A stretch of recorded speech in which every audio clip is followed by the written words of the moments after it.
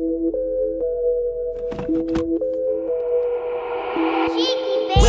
to the east side. We don't wait for doors of opportunity, we just wait on when we gotta kick them in. Decatur, Georgia, or identities. Hidden leaves just to feed the village. Hidden leaves make them feel like ninjas. Niggas always keep the metal tucked till you run up, get your face cut. Got your brookins on the back end. Know too many niggas trapped. They be stuck in genjutsu. They see the world from a different view. Shadow clones cause they silhouettes. Hard to point out when they robbing you. You never know what be inside of you. You never know who you be talking to. Till it's 2 a.m. on the east side. Blacker shadows in the nighttime. They don't wait on nothing but the right time. He ain't come around the corner. Shots fired, that's a nigga down. Sad, but this is normal around this town. I've been crying for my niggas found. I've been praying for my niggas down. Always looking for some progress. Try a nigga, he gon' regress. Locked and loaded that nigga ready. Turn your brains into red spaghetti. I be looking for God here. Hopefully see that I'm trying here. Save my niggas cause they really lost. Talk to my niggas before you write them off. They say, Vic, don't you move on that side, boy. Both the crime rate and junkies stay high, boy. Scary niggas, they ain't see my vision, now they see it, they want in the convoy. Stop by the corner store, know that it's kissing. Then let them watch windows, punk gas for a bag and chill shot with the water. But no, they got size, I don't need no patchouli. I just want water. Start bitch with my brothers like Pops and Earl. We gon' turn Keller Road right into a Melrose. I might turn Wesley Chop to a motherfucking church. And they got them my people and teach them their worth. I don't need no appraiser, I'm knowing the worth of my property. They just owns out the cap, always a lot in the world, and I'm on it all like construction on this side. I'm taking my time, now it's 2 a.m. on the east side. Up as fuck, no I'm writing rhymes. Late night, not an early morning, like an alchemist, I'm turning into something. Shots fired, that's your nigga down. Sad, but it's normal around this town. Cause I'm calling, say you beat the charge. He can't wait to come back around. Other cousin calling, y'all must out. Say he heard prices went back up. I confirm that he gassed up. Told him chill, though, cause we next up.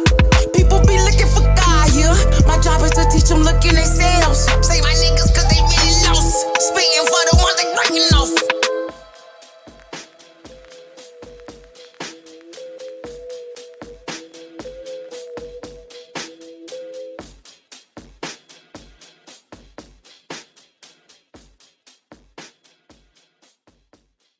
Who did you expect?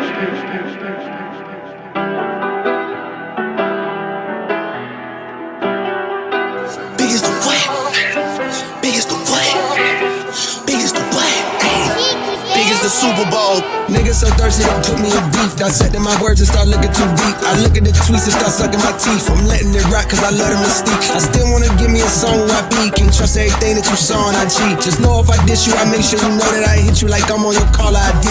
I'm naming the album to fall off. It's pretty ironic cause it ain't no fall off for me. Still in this bitch getting bigger. They waiting on the kid to come drop like a father to be. Love when they argue the hardest MC. Is it K-Dot, is it Aubrey or me? We the big three like we started the league. But right now I feel like Muhammad Ali. Yeah, Muhammad Ali, the one that they call when they shit ain't connected no more. Feel like I got a job in IT. Rhyming with me is the biggest mistake. The Spider-Man meme is me looking at Drake. It's like we recruited your homies to be demon deacons. We got them attending your wake. Hey, how the gang got away from the bars, man, this shit like a prison escape. Everybody stepping, we're fucking, and everybody breakfast, and I'm about to clear up my plate. When I show up, it's motion picture, blockbuster. The goat with the golden pen, the top toucher, the spot rusher. Spray this whole shit up, the crop duster. Not Russia, but apply pressure to your cranium. Codes automatic when aiming with the boy in the status of stadium.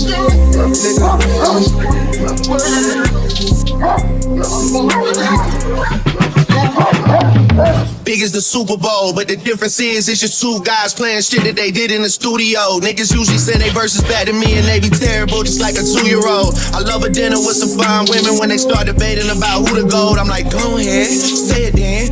Who the GOAT? Who the GOAT? Who the GOAT? Who the GOAT? Who you bitches really rooting for? Like a kid that had been from January to November, nigga, it's just you and Cole. Big as the what? Big as the what? Big as the what? Hey. Big as the Super Bowl.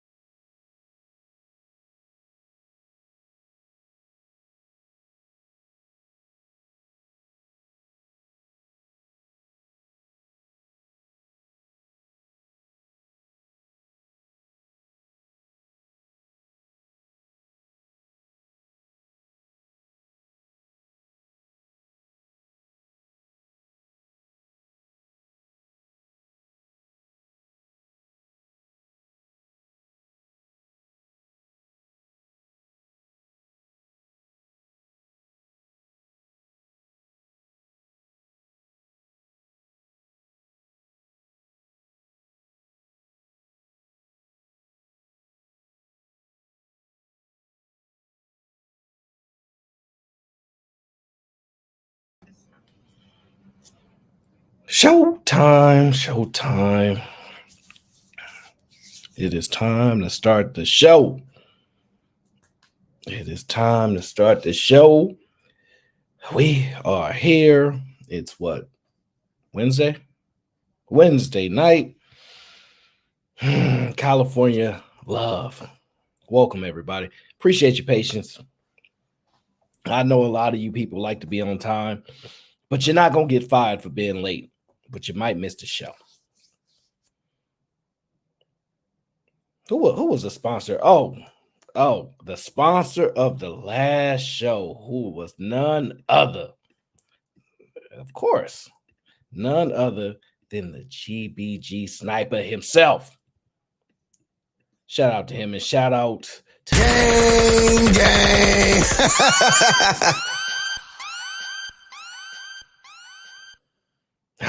It's going to be a beautiful night. Now, you guys are wondering what are we going to talk about today? I have no clue. We're going to figure it out as we go, like we do some shows. So let's see. Today's Wednesday. Tomorrow we got Eat a Man Thursday Takeover. We'll see what he got cooking up. And Friday we got most likely going to be AOC. So locked and loaded, ready to roll. I got to put that together. I'm going to just be honest with y'all. I'm going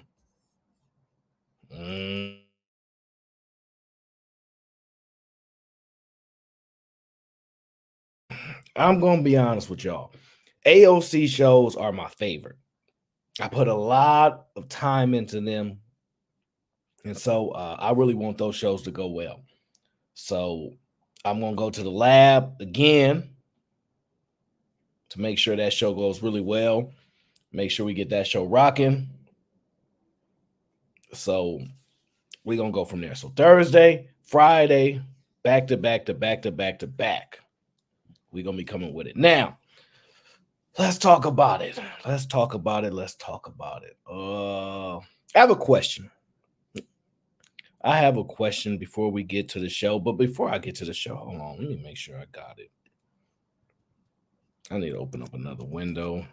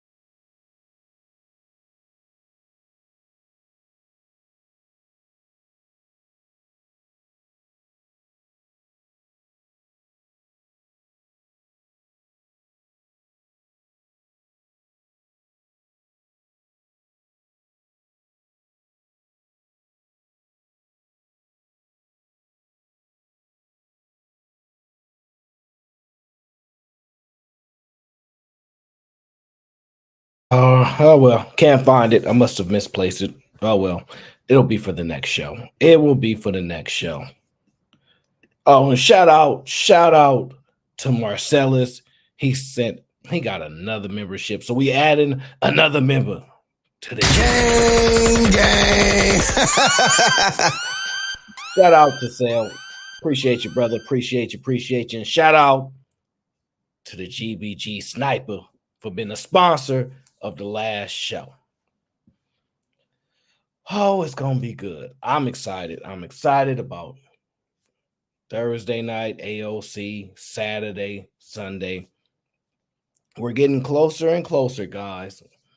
The schedule is starting to look better and better. I'm in a real good mood. I am in a real good mood. So, yeah, which is not uncommon. But things are starting to play out, guys. Things are starting to play out. The vision is starting to slowly but surely come together. Just a little bit more time, and we gonna get there. Just a little bit more time, and we gonna get there. Vanny Rue says, don't act like you've never been to Canada. I have not been to Canada yet, but it's on my list. It's on my list, Miss Vanny Rue. Okay. I have not forgot about you. Shout out to the Canadians. All right. You guys definitely hold a nice high standard of being polite, whether you have to or you're forced to. And shout out to my brother Spence. Spence, what up? But maybe you have to be nice. I don't know. But I appreciate Canadians because they are very nice, especially when they come to the States. Especially when they come to the States. Now, y'all know one of my favorite shows. Well, before I get into that, right? Let me ask you guys a question.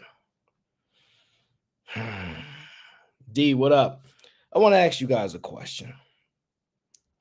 And this question, actually, here, let me do this. Let me do this.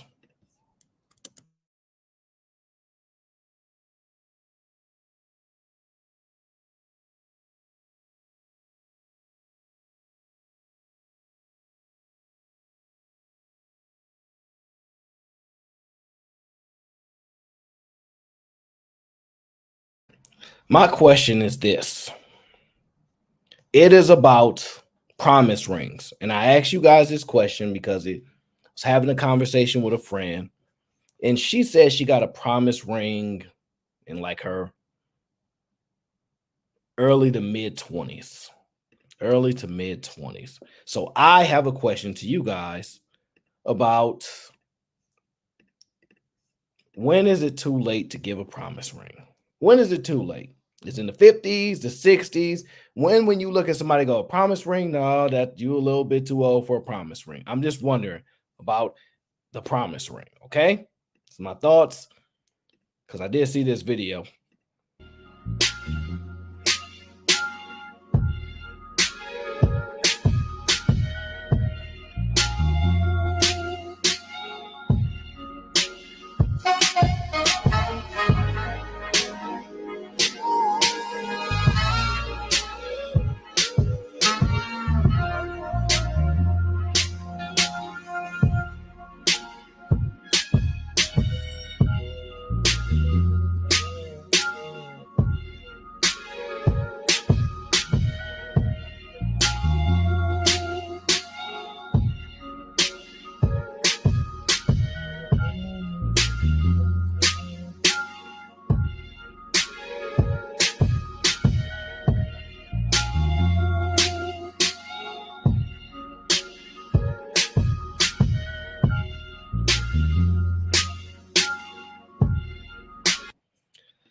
Now, first is first. I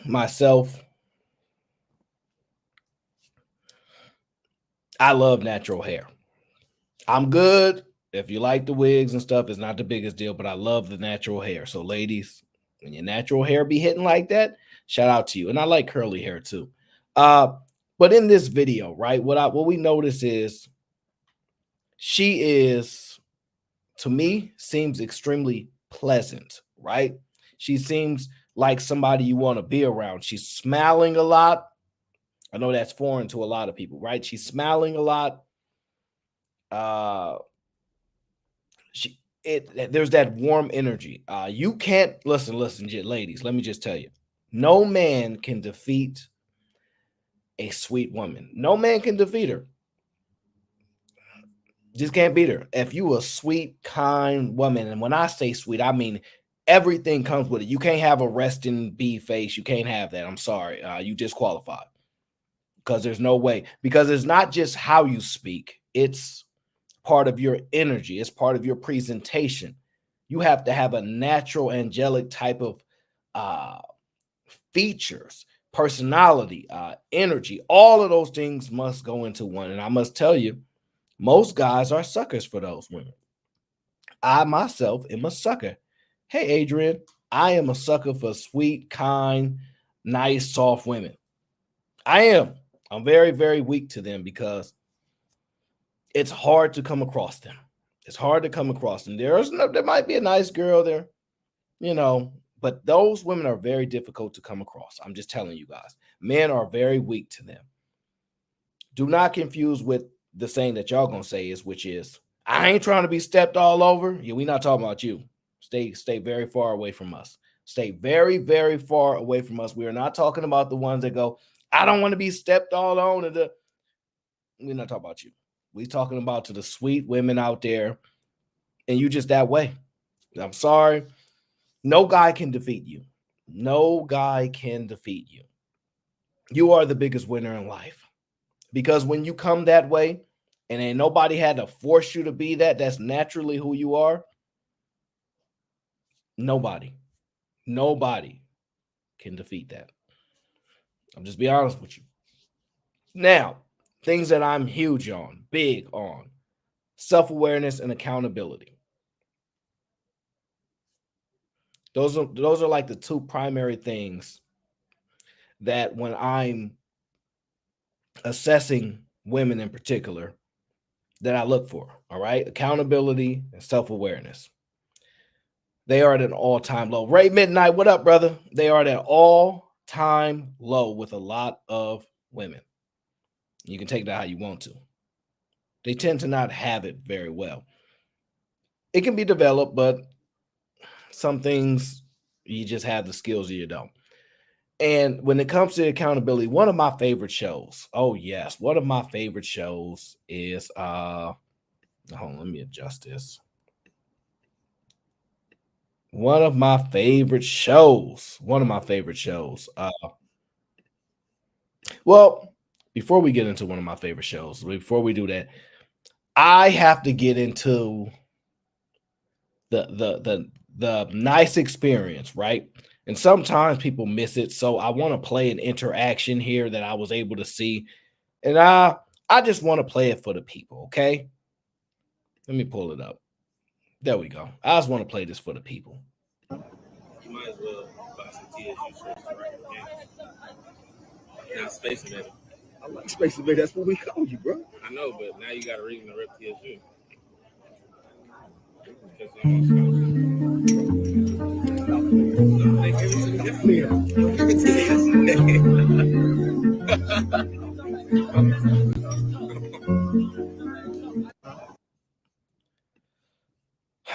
I want to show you an interaction between the father and son. The son is now informing his father that he is now officially on scholarship. He put the work in, he grinded, and he officially on scholarship.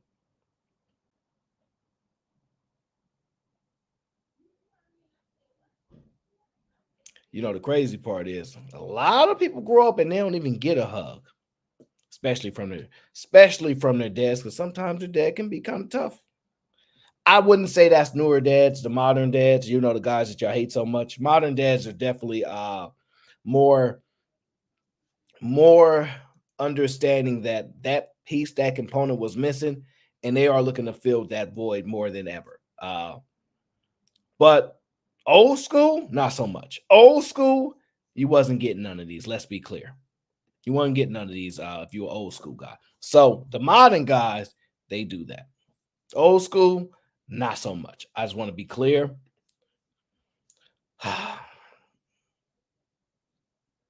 You know what I'm talking about, Lamar Black. Don't start with me. You know what I'm talking about. You old folks know that y'all wasn't giving out hugs like that.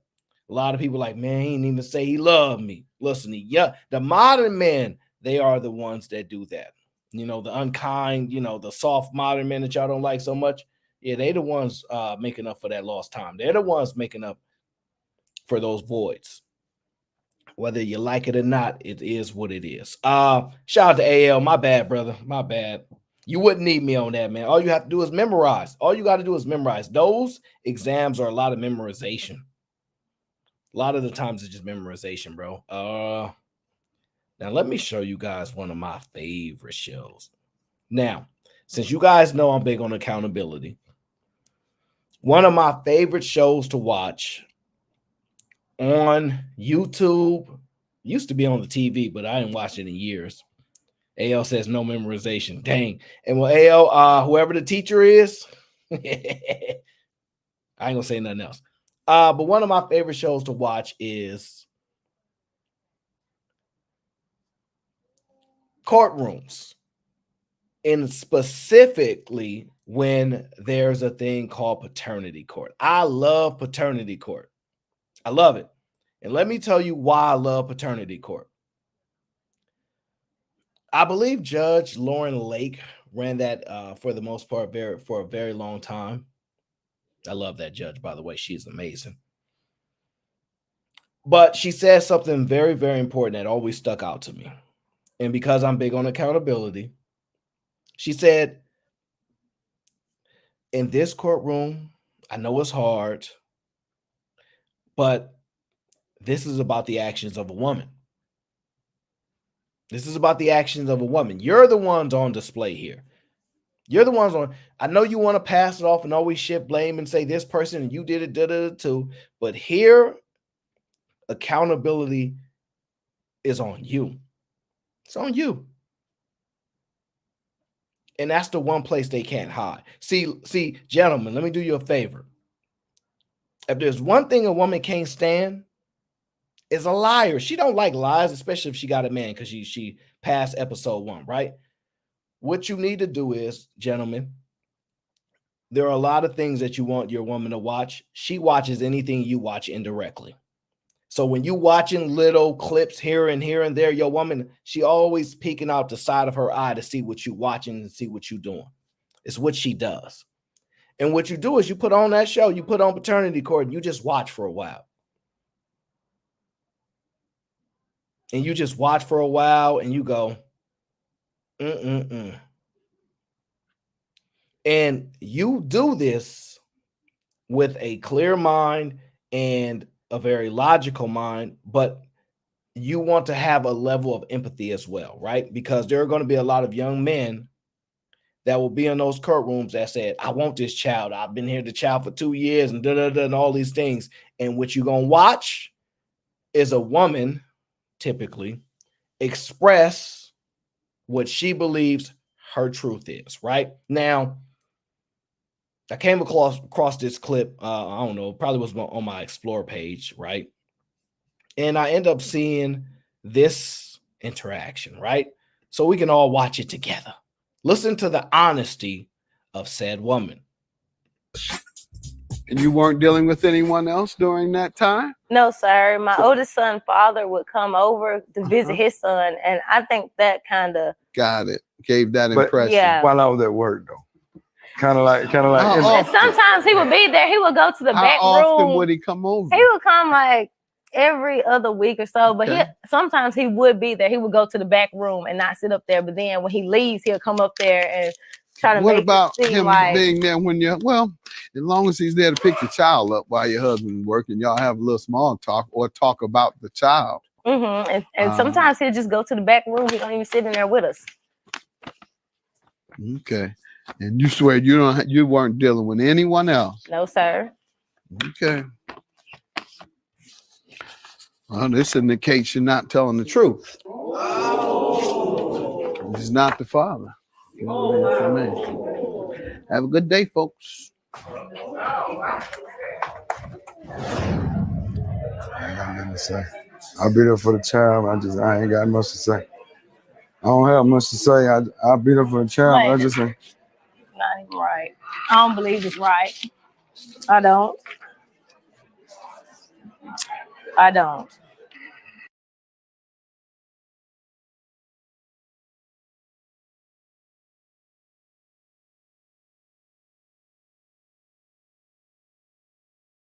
Now, I'm going to let you guys take from that what you choose to take from that.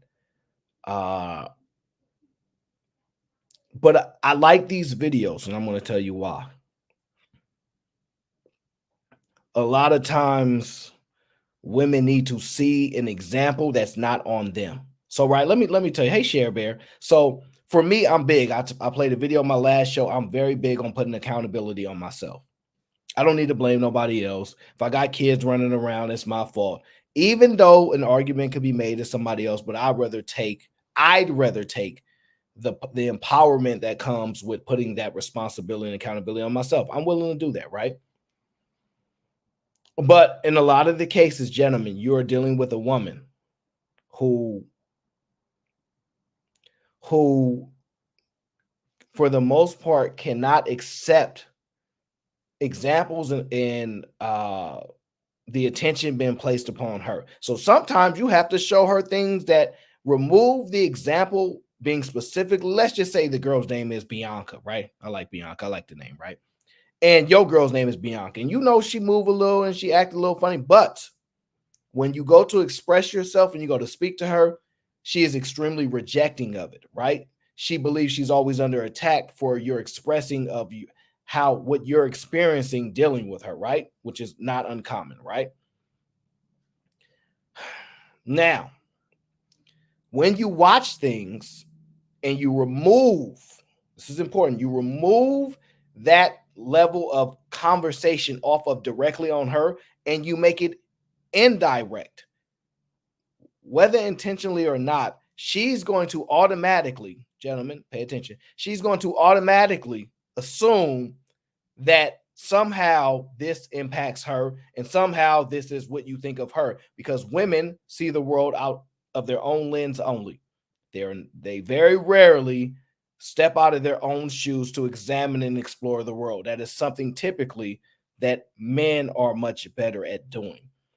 So when I say things, man, women get on my nerves. All my female friends always respond, but do I get on your nerves? It's natural of them, right? Because they see the world through their own lens. So when they start seeing other women doing these things, they start to self-assess without you directly attacking them. Not saying that it's even necessary. You may just watch the show because you like me, you like to analyze things, and you like to predict. I'm a predictor. I like to predict things. I'm like, man, that ain't his kid. Ooh, the way she talking, that's his kid. And 99% of the time, I'd be right. There was this one girl, I almost believe every word that was coming out of her mouth. I'm like, that's his kid. He out here tripping. He wilding. I know that's his kid. I'm like, man, you over here acting crazy on TV. You know that's your kid, right? And I'm not going to lie. The judge said, you are not the father. I was like, now I'm a hard guy to trick. Let me be clear. I'm a very difficult guy to trick. And I'm like, man, she got me. How you? So now I'm thinking to myself, she got me. I can understand how you got. But dang, man. Listen, no shows. Just fun shows to watch if you like to predict. Now, let me see if I can correlate that to something real quick. Give me one moment. I know I got something for you. Where is it at? It has to be here somewhere. I got a lot of videos, y'all. Where is it at? Come on now. Give it to me. I know it's here somewhere. Here we go. Perfect. Here we go. Now, here we go. I found it. I want you guys to listen to this. This is important. And listen, gentlemen, open ears. Nah, I'm not easy to get. Trust me, I'm not. So open ears, and I want you to listen. Gentlemen, ladies, open ears, okay? I just want you to listen. That's all. Open ears. I take you to be my lawfully wedded husband. I promise to meet all of your needs, except for in the bedroom. Because if I have a headache or the kids have been difficult that day or I'm just not in the mood, mine are going to supersede yours at that point. I promise to always respect you. Except when you disagree with me, because I really shouldn't have to be making all these adjustments. I vow to support you in all of your ideas and your dreams. Except, when it's something that I really don't think is a good idea or that you might not really be good at. That's a time when I'm just not going to be able to get behind it. Because you get that, right? I vow to always speak highly of you. Except, when you've done something really dumb and the joke is too good to pass up, at that point, I can't really adhere to that. These are my vows to you, for better or for worse, as long as we both shall live. until, I get tired of it and I want an out. So I just tell all my friends that you're a narcissist so they like feel bad for me and then I can just leave you.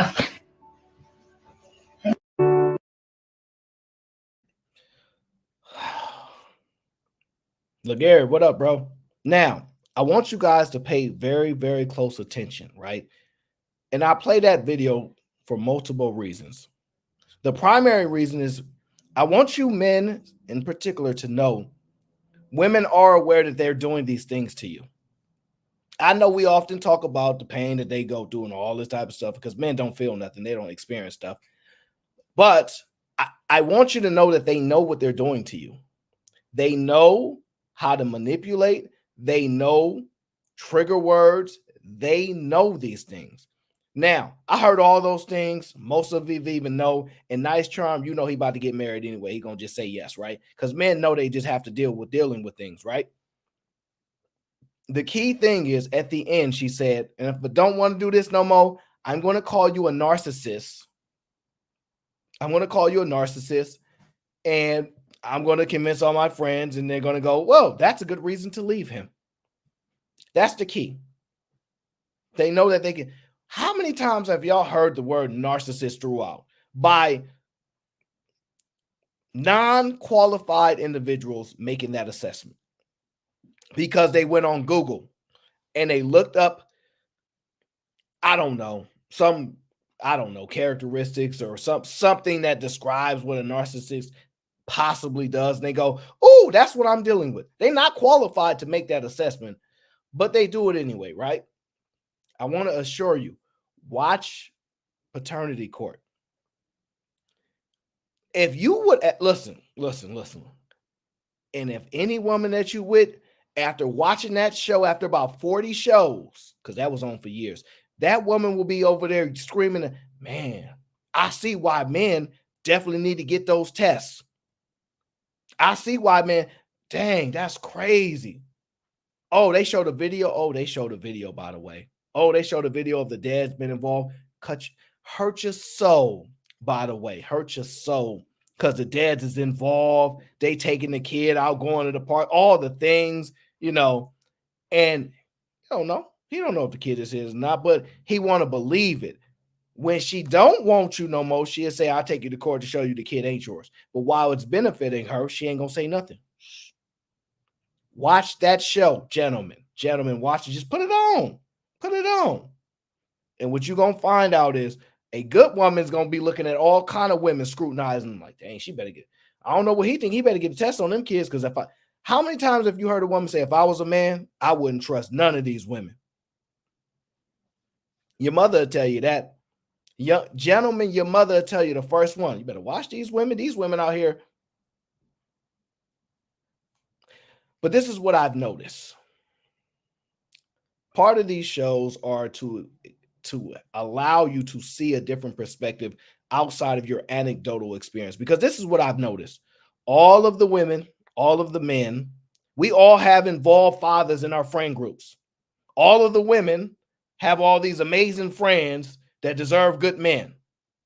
I'm just telling y'all. So, like I tell you, all the guys I'm around, they take care of their kids. They're around their kids. They go out with their kids. They pay for things. All right. But that's all the guys I know. I don't really hang around the guys that don't do that. So, boom. Now, I'm sure I can think of some guys I just know them, right?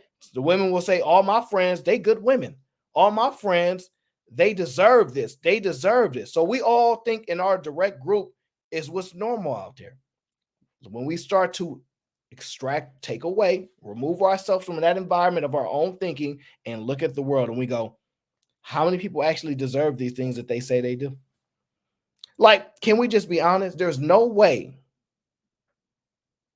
that there are that many good women out there with women acknowledging that there aren't that many good men out there. So there ain't that many good men out there, but you think there's a lot of good women out there? Yeah, it's going to hurt. It's going to hurt today. Let me give y'all the example. I've been dealing with this a lot. Men, they don't like women. Men don't like women. They should just go be with their friends then because you don't like women. Let me help you out. In my honest, humble opinion, I think it's women that don't like men. The things that they request the men to do is typically things that women do, right? Typically, it's something that a woman do. The things that they request, all this emotion on, all this da-da-da stuff, typically things that women do, right? Now, if you ask a woman, they'll ask you, and you say, all men cheat. Yeah, all men cheat. I mean, the very, very large majority of men cheat. Okay, I won't even argue with you about that, right? I accept your premise. Most all men cheat. If I ask a woman to give me a percentage of men that cheat, they'll say 90%, right? If I ask you to do it in the chat, you will say about 90%. Fair enough. Now, if you believe 80 to 90% of men cheat, let's assume you believe that, right? Let's assume you believe men are liars, right? Because let me just say 80% of men are liars, right? 80% of men are cheaters. 80% of men are liars, right?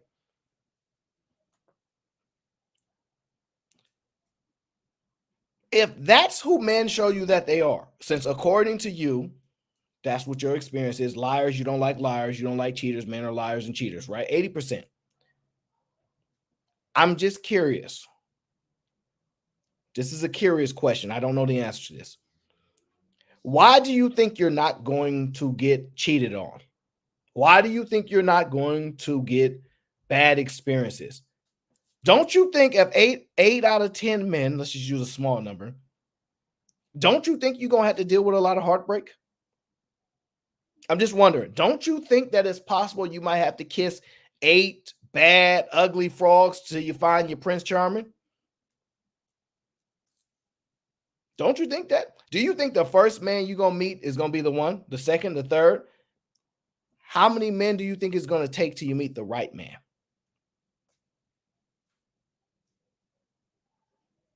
You don't know? Well, if you think it's 80% to 90%, that means you must go through 80 to 90% of men that you know. In order to get to that small percentage, you're saying you would have to go through 80 to 90% of those men to actually find that man, right? Based upon your own beliefs. Now, maybe you think you can find ways to eliminate the 80% of men that are liars and cheaters. Can you do that? I haven't met a woman that can do that. No, I haven't met many women that can get rid of 80% of men that are liars and cheaters. I haven't figured that out yet. But that's just a real assessment. Do women really don't like men? Or is it the men that don't like women? It's tough to answer that. It's really, really tough to get a straight answer on that because I'm not sure. I'm not sure if you guys are going to be honest about it. I'm not sure. Now, let me give y'all an example, right? We'll tell a woman, you getting your nails done and your hair done, is that for a man? No, I do it for myself. Okay. So you get your nails done, your hair done for yourself. Okay. You get it done for yourself. Okay. Men don't want to see it. And I feel like on the reverse, a lot of times how y'all dress be for the men. It don't be for us. Because I don't No, it's for women. I don't care. No, a lot of do not care what off-white sneaker came out last week and the fact that you got it first and it matched with your Mary's jacket and sweater. We don't really be caring enough. Nigga, do you smell good? Well, yeah. Do you pay bills? But do you eat ass? That be the real. You get what I'm saying? That be the men. Okay, that last part is a little nasty. I don't eat that. I know Team Fatty had a stream about eating. I don't know what they was thinking over there. But we don't do that over here. That's out. So let me just disqualify myself from that one immediately. Now, let's rewind that to the beginning of it, right? Let's rewind it to the beginning. Don't want to see it. And I feel like on the reverse, a lot of times how y'all dress be for the men. It don't be for us. Now, she said on the reverse, a lot of times how y'all dress be for other men. It don't be for women. No, it's for women. I don't care. No, a lot of do not care what off-white sneaker came out last week. And now the man emphatically denied it's for the women. You tripping? She goes and says, no, women do not care about what off-white sneaker came out. Let me tell you expressively. White women don't care. I hate to tell you, that swag that black women covet so much, y'all care the most. It's actually one of y'all detectors, actually, right? I work with a guy, his shoes is always beat down. Always beat down. His sneakers, he wears the craziest sneakers, but the very, very smart guy. Do very, very well. Very smart with money. Sneakers is all white guy, glasses, all the thing, you know. His girl's Asian though. She don't care about them beat up sneakers at all. At all. And I mean, we talking Converse beat down, you know what I mean? Only got 2 pair of sneakers beat down type of thing. But no, my read, don't do here we go. And acknowledge the facts and admit the truth. That's what y'all covet. You look at a guy's sneakers and go, you got your sneakers is dusty. You got holes in your shoes. My experience, this is my experience. White women don't care. White women don't care. Now, Asian women, they don't really care that much either. My experience, mind you, let's say where I'm at in the Bay, a lot of Asian people, a lot of white people, they don't really care that much. They don't. Black women, yes, y'all do care about that swag. Y'all care about them J's, them sneakers. Yes. It's y'all know it's true. Don't get mad at me for acknowledging the truth, okay? When it's a white woman thing, I say that's a white woman thing, okay? When it's an Asian woman, I say it's an Asian woman thing. That's y'all thing. Y'all don't even need me to acknowledge that to be the truth. That's y'all thing. We don't sit and play these games. That's y'all thing. Y'all know y'all check them sneaks out to see if them sneaks hidden. Is them fresh? Is them kicks fresh? That's what y'all do. That's what y'all do. Don't take it out on me. I'm just acknowledging the truth. The fact that you got it first and it matched with your Mary's jacket and sweater. We don't really be caring enough. Nigga, do you? Okay. Now, the sneakers. It matched with your Mary's, right? I don't know what no Mary is. I'm gonna assume that's a brand, but I don't have no Mary's. I can't afford it, right? I heard it's expensive, right? So she's saying we don't care if it matched with your Mary's. We don't care if we don't care about that. Can you pay bills? Let's slow down. Let's slow down. That's a lot. And I'm going to tell you why. Men don't care about your Chanel purse. We don't care about your Louis Vuitton purse. We don't care about it. That's for women. You wear that, forget. Women compliment you. I ain't never, listen, and I mean never, ever seen let me not get canceled. Seen a man see a woman with a nice purse and go, oh, that Louis Vuitton is so nice. Oh, that Chanel hitting right there. Where'd you get that?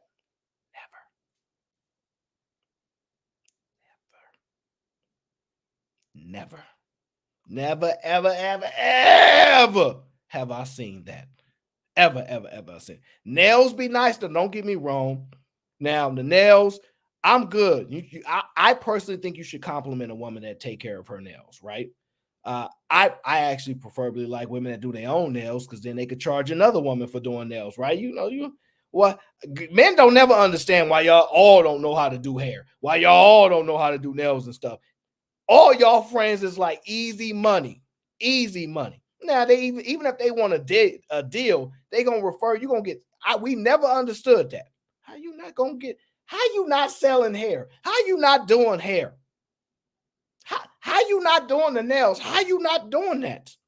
Look at all that money these women walking around with. Now the women that are doing it, we're not speaking to you. Hey, Kareem, we're not speaking to you. We know that y'all the smart ones. We know that y'all do it, right? Let me give y'all another wild example today, right? Friend of mine, she loves dogs. You know how I feel about dogs, right? I tell her all the time, it's a waste of money. Unless they're a special dog. And I mean the special one to help you with your medicine and all that kind of stuff. But in general, it's usually to help with your depression, right? Now, she saw a lady, an older lady, right? And she kind of make replica dogs, right? She kind of make like customized dogs to match the picture that your dog looks like. And then she sells it to you. And then she showed me and she said, oh, I would love to get this for my dog for Christmas. And in my mind, I said, what I saw there was an opportunity for you to go make that and sell that to other people. Why you think as the consumer instead of the person selling the product? Why? Because you lazy. That's why I told her. And I always tell her the truth. That's why I get on her nerves, right? I'm not one of those people that get to lie to you. You get the raw, honest truth around me, whether you like it or not. That's why all my female friends, they enjoy their time with me because I'm not very nice. I'm not going to say the things that these other guys going to say because they hoping and a wishing and a hoping and a wishing. I don't do no hoping. I don't do no wishing. I know ladies think that y'all the only ones that can friend zone. And see, I don't get friend zone because one, I don't give a damn about a friend zone because that don't mean nothing to me. Because I ain't got to pretend to be a girl's friend if I'm really trying to get with her. I just let her tell me no. There ain't no loss to me. But gentlemen can also friend zone women. And that hurt y'all heart more than anything. Nothing wrong with a friend zone, gentlemen. Friend zone them. Ain't nothing wrong with friend zoning women. Let me tell you the difference, though. A friend zone woman can be extremely valuable. Y'all just don't know what y'all doing. Now, all I'm saying is, y'all be buying them purses and all this type of stuff for other women. So don't sit here and attack the men, acting like we getting fresh. Friend zone is a loss. No, Dave, friend zone is not a loss. Friend zone is a loss if you don't know you in the friend zone. That's the only time. Listen. Who cares? Why do you care about being in the friend zone if you don't give a damn? Who cares? Y'all got this issue with friend zone. And here's the thing, right? Find a value in somebody that you don't sleep with. I know that's hard for most men because a lot of y'all ain't got nothing to talk about. So it is what it is. But a lot of these, and you get to be around women that are productive too. You get to be around women that are in HR. You get to be around women that get access to a lot. There are a lot of value in women that you're not sleeping with. Unfortunately, you only let them extract value out of you so you feel used. So you think it's a one-sided relationship. No relationship has to be one-sided. No relationship has to be one-sided at all. You just got some of the worst women around you. That's just the truth. If you really don't think women are any benefit unless you have some of the worst, laziest, bummish women around you in the world. And that's on you, my friend. That's on you. See, I don't really do the whole friend zone thing, right? And I'm going to tell you why. Because I believe men and women can sleep with each other at any time, at any point. This whole platonic stuff, I don't care for it. I think it's a waste of time. I believe you should just acknowledge it like I do. Oh, you have an attractive friend. It's a possibility that we could sleep together one day. Doesn't mean I'm trying to do it. Doesn't mean you trying to do it. Doesn't mean it's my motive. Doesn't mean it's your motive. It's just we acknowledge that we both humans. You're male, female. Anything is possible. Trying to fake and say things like, I would never, and it's up to you. It's up to you. But the problem is, Day says, give the benefits of woman provides as a friend. We go through this all the time, Day. If there are no women that have any value to you, I can't convince you of this, brother. I can't. But I can tell you this. Women are extremely valuable. Women are in the workforce. Women have access to powerful men. They are assistants to those men. They have insight on things. They can put in a good word for you in a lot of ways, just like you can put in a good word for her. So when you got job openings, I'm just giving you this example, right? You got job openings. Maybe you know about it before they even open it. Hey, I got this going on. No doubt. Okay, yeah, no doubt. Okay, I appreciate that. Yeah, cool. There are many things that women can do. I just can't make you do it. For the most part, we could do a show where we specifically talk about the value that female friends have, right? Because I know that's a triggering thing for men. And yes, male friends can do the same thing. No doubt. So, but listen, If all your male friends is bag getters and none of your female friends out earning them, fine.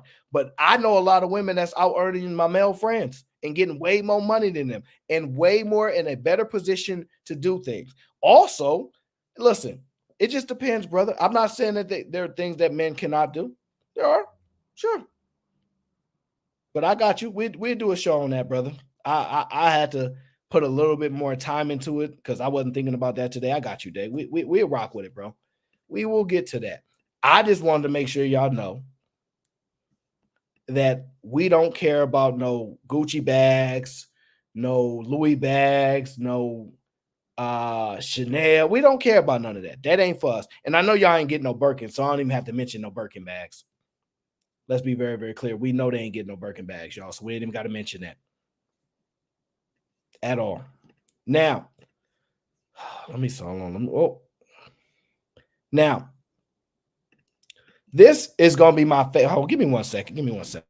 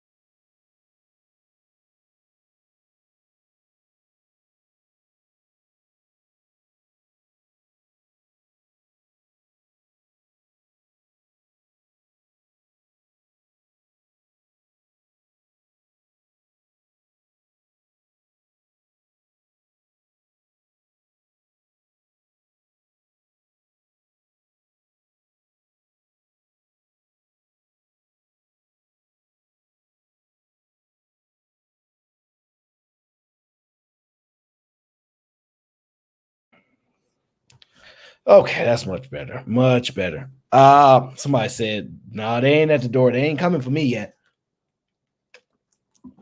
I will tell you this. Ain't no. I don't think I've even. The only officers I've seen are one that live around close by. I don't want to see no officer activity over here like that. Now, this is my favorite video, y'all. And I'm going to play this video a lot, okay? This is my favorite video. 2024, we are standing on business. I'm tired of saying I'm going to do something and never pulling it through. I'm tired of saying I'm not talking to that stupid boy. Then when he texts me, I'm not replying back. I'm tired of starting and not finishing.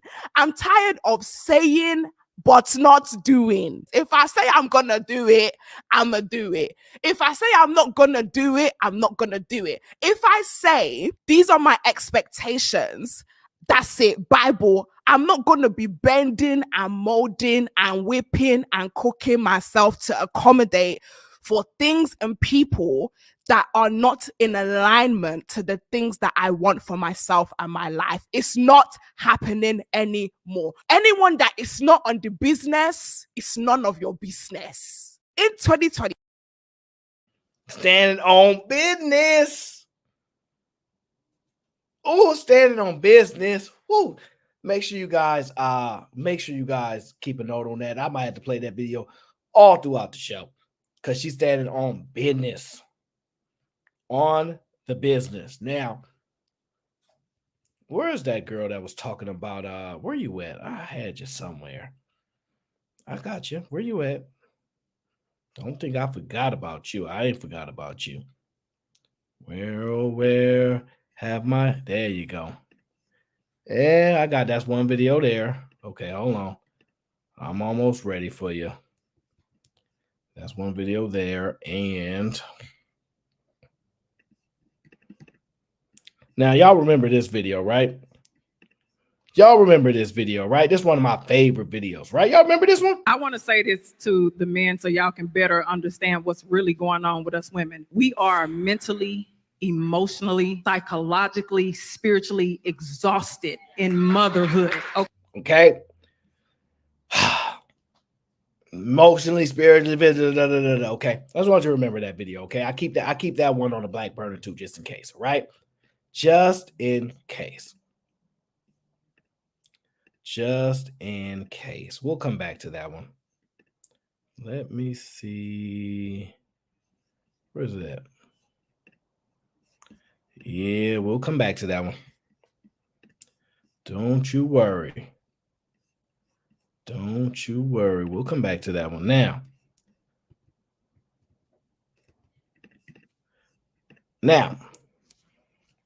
I didn't really discuss this situation because I didn't have a place to place it just yet. But we do now. We have a place for it, okay? Now, listen up. This young lady here, speaking about Ashanti and Nelly. Remember when I told y'all that there's somebody out there for everybody, and what one woman is not willing to accept, another woman is there with her hands out waiting for crumbs? That's exactly the situation that reminds me of this whole Nelly and Ashanti relationship, right? He was with that other woman for nearly a decade. And she went on that show and she said, I don't want to be just a baby mama. I want to be a wife. Like I want it to be love, marriage, baby, and in that order. Okay. So I think she's talking about Nelly's ex. I don't remember her name, so somebody put it in the chat. Nelly and her was together for a bunch of years. I guess she went on the show, said, I want to be a wife, then kids and all these things. And if not, I'm leaving you, Nelly. Apparently. I don't know her name, but y'all know it, right? I don't really follow his life like that. But that's what she's acknowledging. The previous one before he got back with Ashanti, right? And in that order. And we don't know why they broke up, or at least I don't know why they broke up. And now we know why they broke up. Nelly don't want to get married, and she do. So now we'll see how that works. Nelly, look, well, I shouldn't say it's just that, but Nelly ain't marrying her. Nelly not gonna marry her for whatever reason, right? Maybe there are some men that don't like marriage. They don't like it. It is what it is. I think it's that, and it's probably something else, but we don't know. She probably wanted all his money. Who knows? He's rebounding with Ashanti, and let's just call it what it is. It's a rebound, sis. Like, it's a rebound. I hate to see Ashanti going out bad like this, because honestly, when I saw that she was pregnant, in my head, I said, yikes. Because already, sis, and why didn't you make him marry you? Ooh. Sis, why didn't you make him marry you? Ladies, in 2024, we stand on business. Ladies, in 2024, we can't make a man marry us. We can't make a man marry us. Either man. We can't. Women can't make a man marry them. The man determines if they're going to get married or not. 2024, we stand on business. We stand on business. I said no. Yeah. Okay. But this is a middle-aged man who did not marry the woman that he was engaged to for 7 years. And he's probably not going to marry Ashanti either. And if we're really keeping it above, remember when I told y'all? Yeah. And he's probably, and like she said, probably not going to marry Ashanti either, right? No, Cree. Oh, okay. Yeah, Cree, she's saying Ashanti is the rebound to Chantel Jackson, whatever the name y'all put. Y'all put Jackson in there. She's saying that she's the rebound, right? Now, in my humble opinion, people do whatever the hell they want with their lives. They do whatever they want with their lives. I don't. Am I muted? Wind Charm said I'm muted. But you do whatever you want with your life. But I think there's a reason. I think there's a reason for this. Hold on.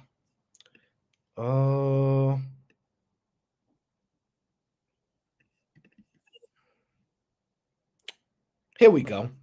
I found the video, and then we'll bring it back full firm, right? We'll bring it. Here we go. I found it. People. Don't worry. Oh, we don't have no sponsor yet. Okay. There it is, right? This is the same woman, right? She is blowing up really quickly for her strong takes about my opinion. I don't really know, but women find some of the things she says to be empowering, right? It's cool, right? It is what it is, okay? But I've been seeing a lot of her videos. So, you know me, we gonna get into them. This is a video that she said somewhere around the time I think she put this out where the Nelly and Ashanti thing is going on, right? Let me tell y'all why Black Americans will never advance, why we will never catch up to other groups. We can sit and ponder and talk and think about all these ways that Black Americans have been disadvantaged, which is true. But let me tell you why today Black Americans will never advance. We not only accept mediocrity in our community, we applaud it, we encourage it, and we celebrate it. Now, when I'm telling Black women to stop accepting crumbs of being a baby mother, because being a baby mother off rip is going to be a struggle, not only for you, but for your fatherless child, I get pushback on that. Why am I getting pushback for telling a Black woman that it's not a positive to be a baby mother? Are y'all okay?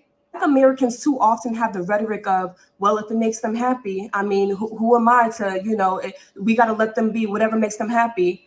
Black Americans chase what makes them happy instead of chasing a purpose. I know that as a Black woman in this country, my purpose is to advance my group. So yes, I'm going to tell Black women, stop having children out of wedlock. What are you doing? You're going out bad. You look crazy as hell. Yes, I'm going to say that because we too often will go to a Black unwed single mother's baby shower and bring the baby shower meatballs and clap. Meanwhile, the baby father nowhere to be around. But when little Johnny turns 13, picks up a gun and joins a gang, we're like, oh my gosh, what happened? Well, you were just applauding the single motherhood that probably resulted in the gang violence. Now, am I saying that every single mother and every child of a single mother gets into gangs or becomes a negative statistic? No. But let me tell y'all.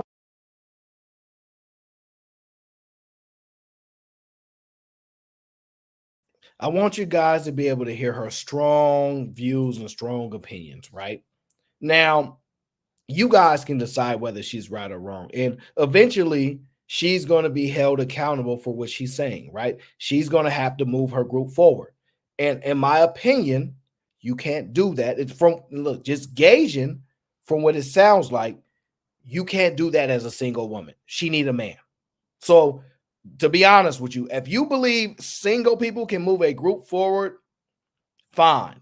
I don't know. Somebody else can express that position if they think so. But it sounds to me, as she's saying her purpose is to move her group forward, you're going to need a man. So your purpose is directly attached to a man. And therefore, if that's part of the case, you're going to need a man, then you're going to have to prove that you're going to get a man to marry you, and you're going to have to stay with him, and to be all these things that you're holding Black women accountable for now without necessarily showing the example. You're not necessarily showing your husband or your man about what you have done, and you're proven to do it. You're willing to say what so we'll see, right? And you'll be held accountable for your actions on the internet when that time does come. When that time does come. But the question, this is the answer to your question, young lady. You want to know why? Why do so many women, she said Black women, I would actually just say the women that decide why? This is the answer to your question.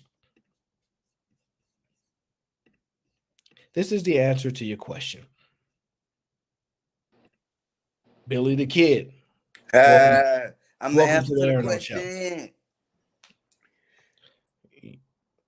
This is the Aaron O show. This is not no Fight Club. I know. Why do y'all keep doing? Every time I show up on anybody's podcast is always, this ain't Fight Club. This ain't because you fell in love with a character there, right? And you're right. You're right. We're not gonna break down into it. I get it. We talked about it before.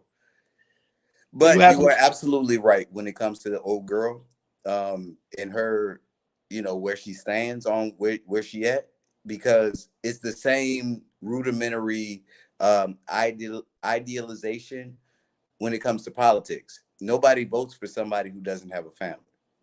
Nobody votes for somebody who's a single person who has a bunch of cloud and mystery around their lives. You have to have a clear ship, like your ship has to be run in a clear way, and that is a representation of, can you lead or not?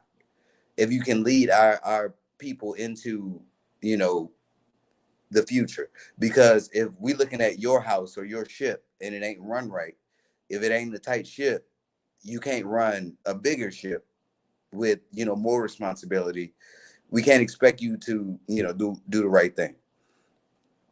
Fair enough. Now, I want to get an answer to her question, right? Nidish, what up, brother?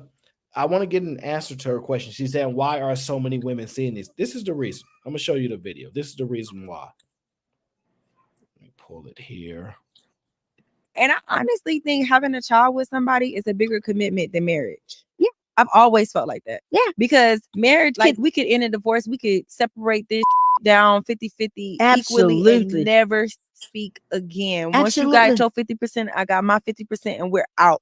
But like you said, with the children, it's a game. You gotta die out. Yeah. Oh, be careful who you picking them back. And you know, another red flag for me is because I hear this story a lot. If you get pregnant by a man and you tell that man you pregnant and he says, what you gonna do? Yeah. Or he tells you saying what you gonna do. That's a red flag to me because one, why is not what we gonna do? And secondly, what you gonna do kind of mean It's all you. You got this. or do you plan on getting the boy?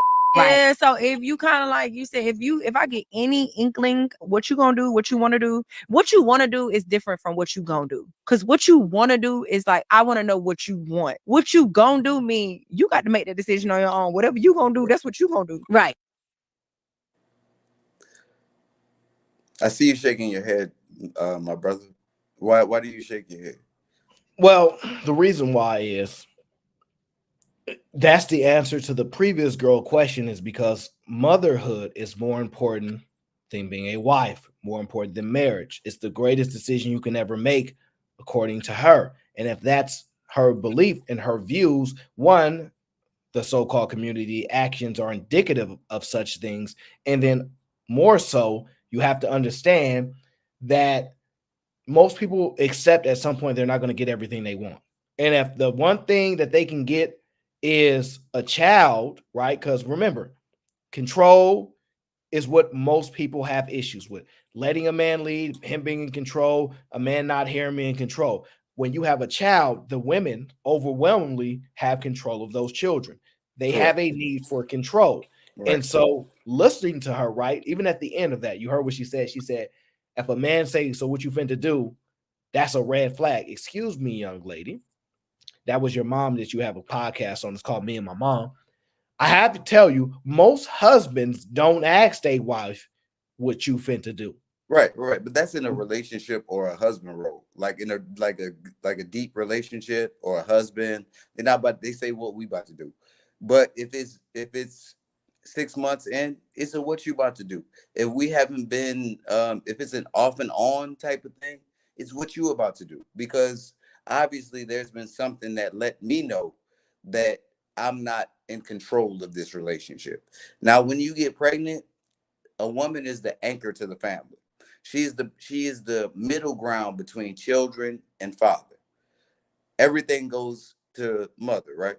She's the middle. And she gets that decision when it comes to family roles or, not roles, family responsibilities.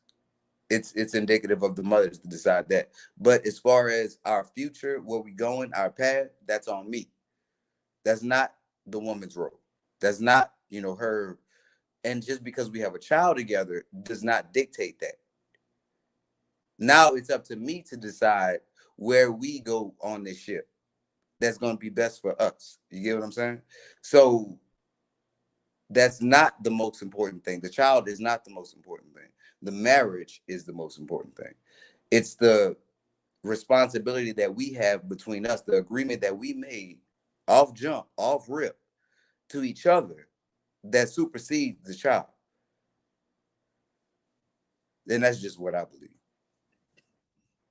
What up, Ricky? My nigga. What's good? I'm sorry, brother. Hey. I'm sorry, my brother. Oh, you're right, man. What's good, Ayo? How you doing, man? What up, Rick? What's going on, bro? Cool. Just listening in, man. Thought I'll come and Yeah. kick it with y'all. Your opinion is valuable. Appreciate you, bro. Yeah. What do you think? Do you find that to be consistent with what you're seeing? When the way I correlate it is this: Ashanti has gotten to the point where she ain't getting married. Whether her standards are, don't trust this man, he ain't got enough money for me, or I can't find a man that I trust, a man that I love, which was Nelly. He don't want to get married. I tried to, put him in a situation where we're not gonna be together. I'm not giving you no kid unless we get married. But she reached her cap and she go, at the end of the day, me fighting for this, because a lot of times I do think there's a level of we can talk about shame. We can go into a broader sense of it, where women sometimes don't really care as much about marriage as they care about how they're going to view for being viewed for not being married. Yeah. So I think she reached her breaking point where she had to make a decision. Am I going to get hung up on having to get this marriage because this, that, or am I going to live my life and get this child that I want with the man that I want a child with, even though it may not be the way in the order in which I want. Right. And so she went and took that route. And so it kind of correlates to the young woman saying, hey, at the end of the day, who you make a baby with is even more important than who you get married to, because you can walk away, you can divorce, but them child gonna still be yours. So they're starting to view it as the child, the father of your child is more important than your husband. Crazy as it sounds. And that's wild, because that's when you saying that, you automatically are putting the man in a second tier. You get what I'm saying? You putting the man in the lesser tier than what his what his role is not to be second tier to nothing in the family. I mean, if that's the case, that explains what's going on as we see ad nauseum, right? Because as we see at what? Ad nauseum, what's going on is that I don't understand what that is. Ad nauseum is all the time, like everywhere. Like I use the word gestalt. Oh, that's cool. That's cool. Because so basically she wants to have an attachment to him through no matter what. Basically, that's why she has the child out of wedlock, right?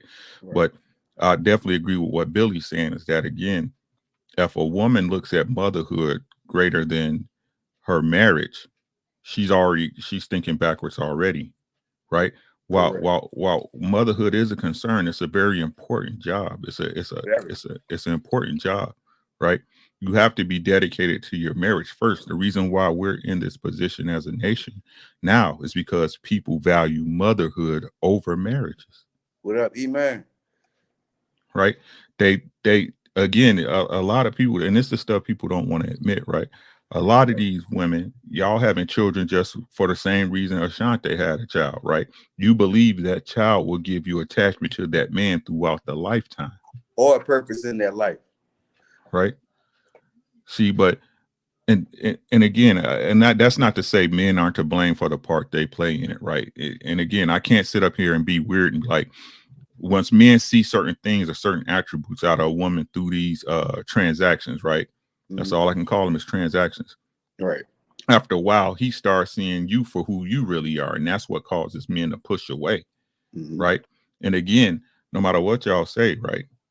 If the house is not running, according to how it should be running, right? It's not going, the kids are never going to come out right.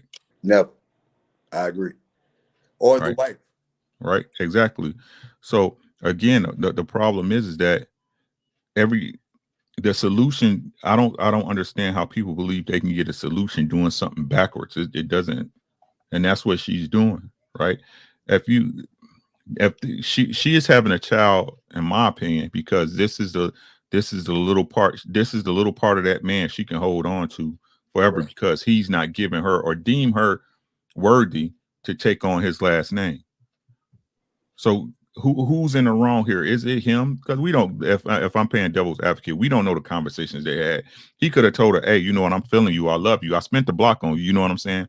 But I don't want to get married, right? Maybe, or maybe that's something she want that he won't provide her. Either way. And that's a lot of people's scenario, where the woman has pushed the man out of the equation because she feels like the child is her sole purpose in life. And she feel like, if the man ain't gonna do right by me, I really don't need him in this equation. And so when that comes, that's just backwards math, like you said. And it's putting one individual above the group, which is adverse to any progression.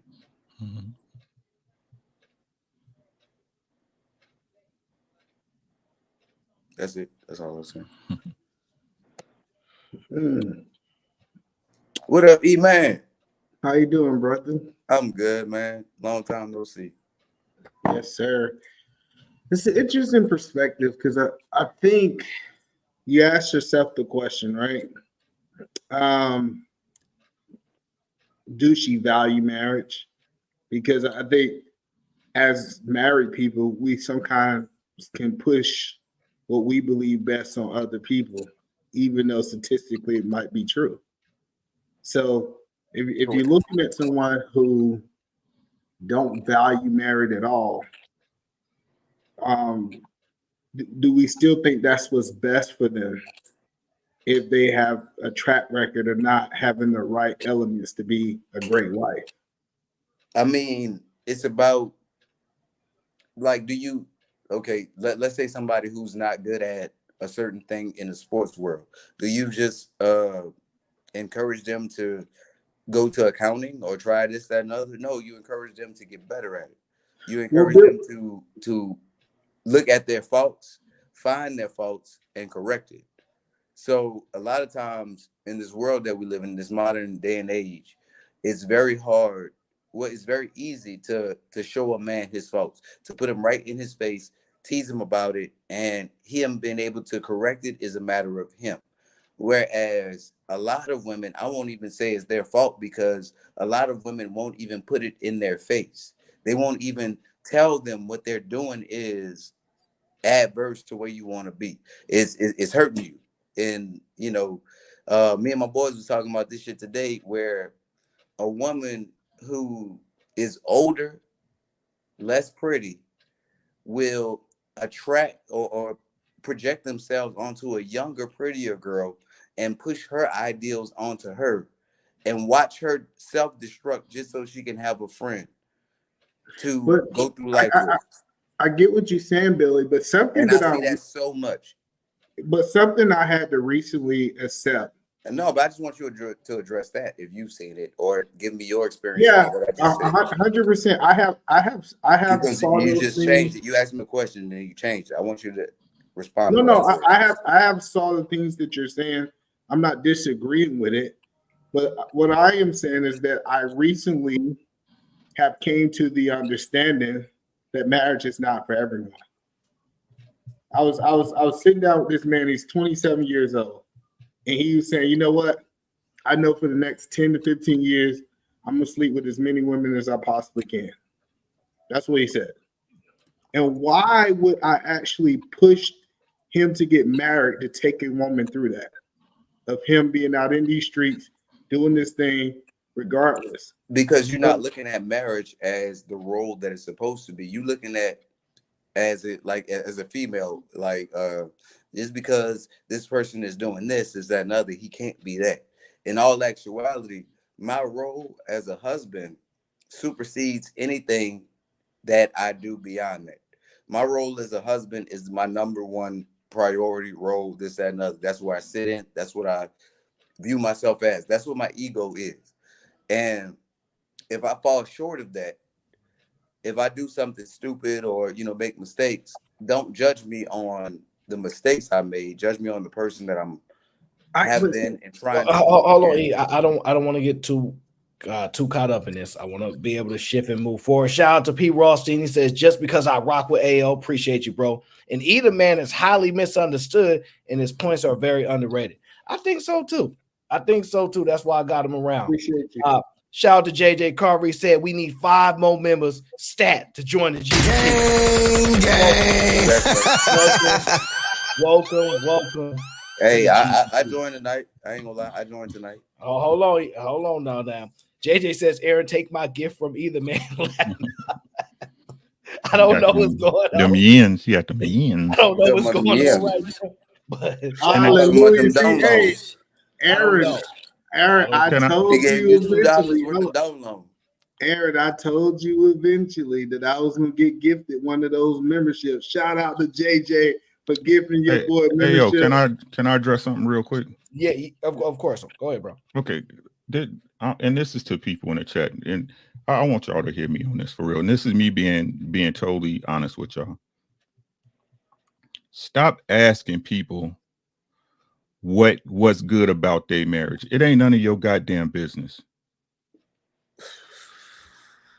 Listen Say to it what I'm again. listen Say it to again what for I'm the saying. people in the back, Rick. Me explaining to you why I married my woman is like me explaining to you my relationship with God. You will never get it. Right. The reason why you have questions about marriage because you found nobody worth marrying. Exactly. And listen to what I'm saying. I'm not knocking y'all for being single. Stop knocking married people. You single, do your thing. Right. But stop looking for other people to justify you the reason, to give you a reason to marry somebody. The reason is yours. Dusto, my God. This is how just say you don't want to be married. It's cool. It's cool. Ain't nobody judging. You're gonna get like it's weird to me. Like, can't nobody tell y'all that only a woman, to the gentleman, only a woman can be good enough to convince you to marry her. Not your man, not no man. My girl don't do for you what don't do for me what she might do for you, and vice versa. Y'all really need to stop that. If you don't want to do it, just say you don't want to do it. Stop looking for reasons not to. Just like he said, I understand marriage is not for everybody.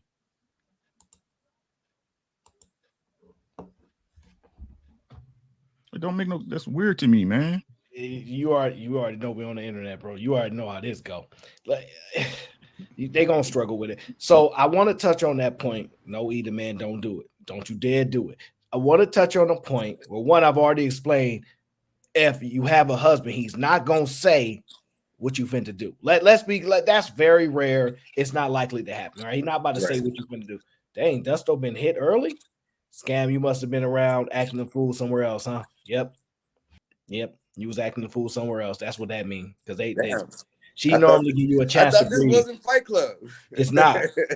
So hold on. I want you to understand. Now, when a man say what you finna do, this is the reason why he says what you finna do. Please help her to listen. Don't let her help her to listen. No, don't do it.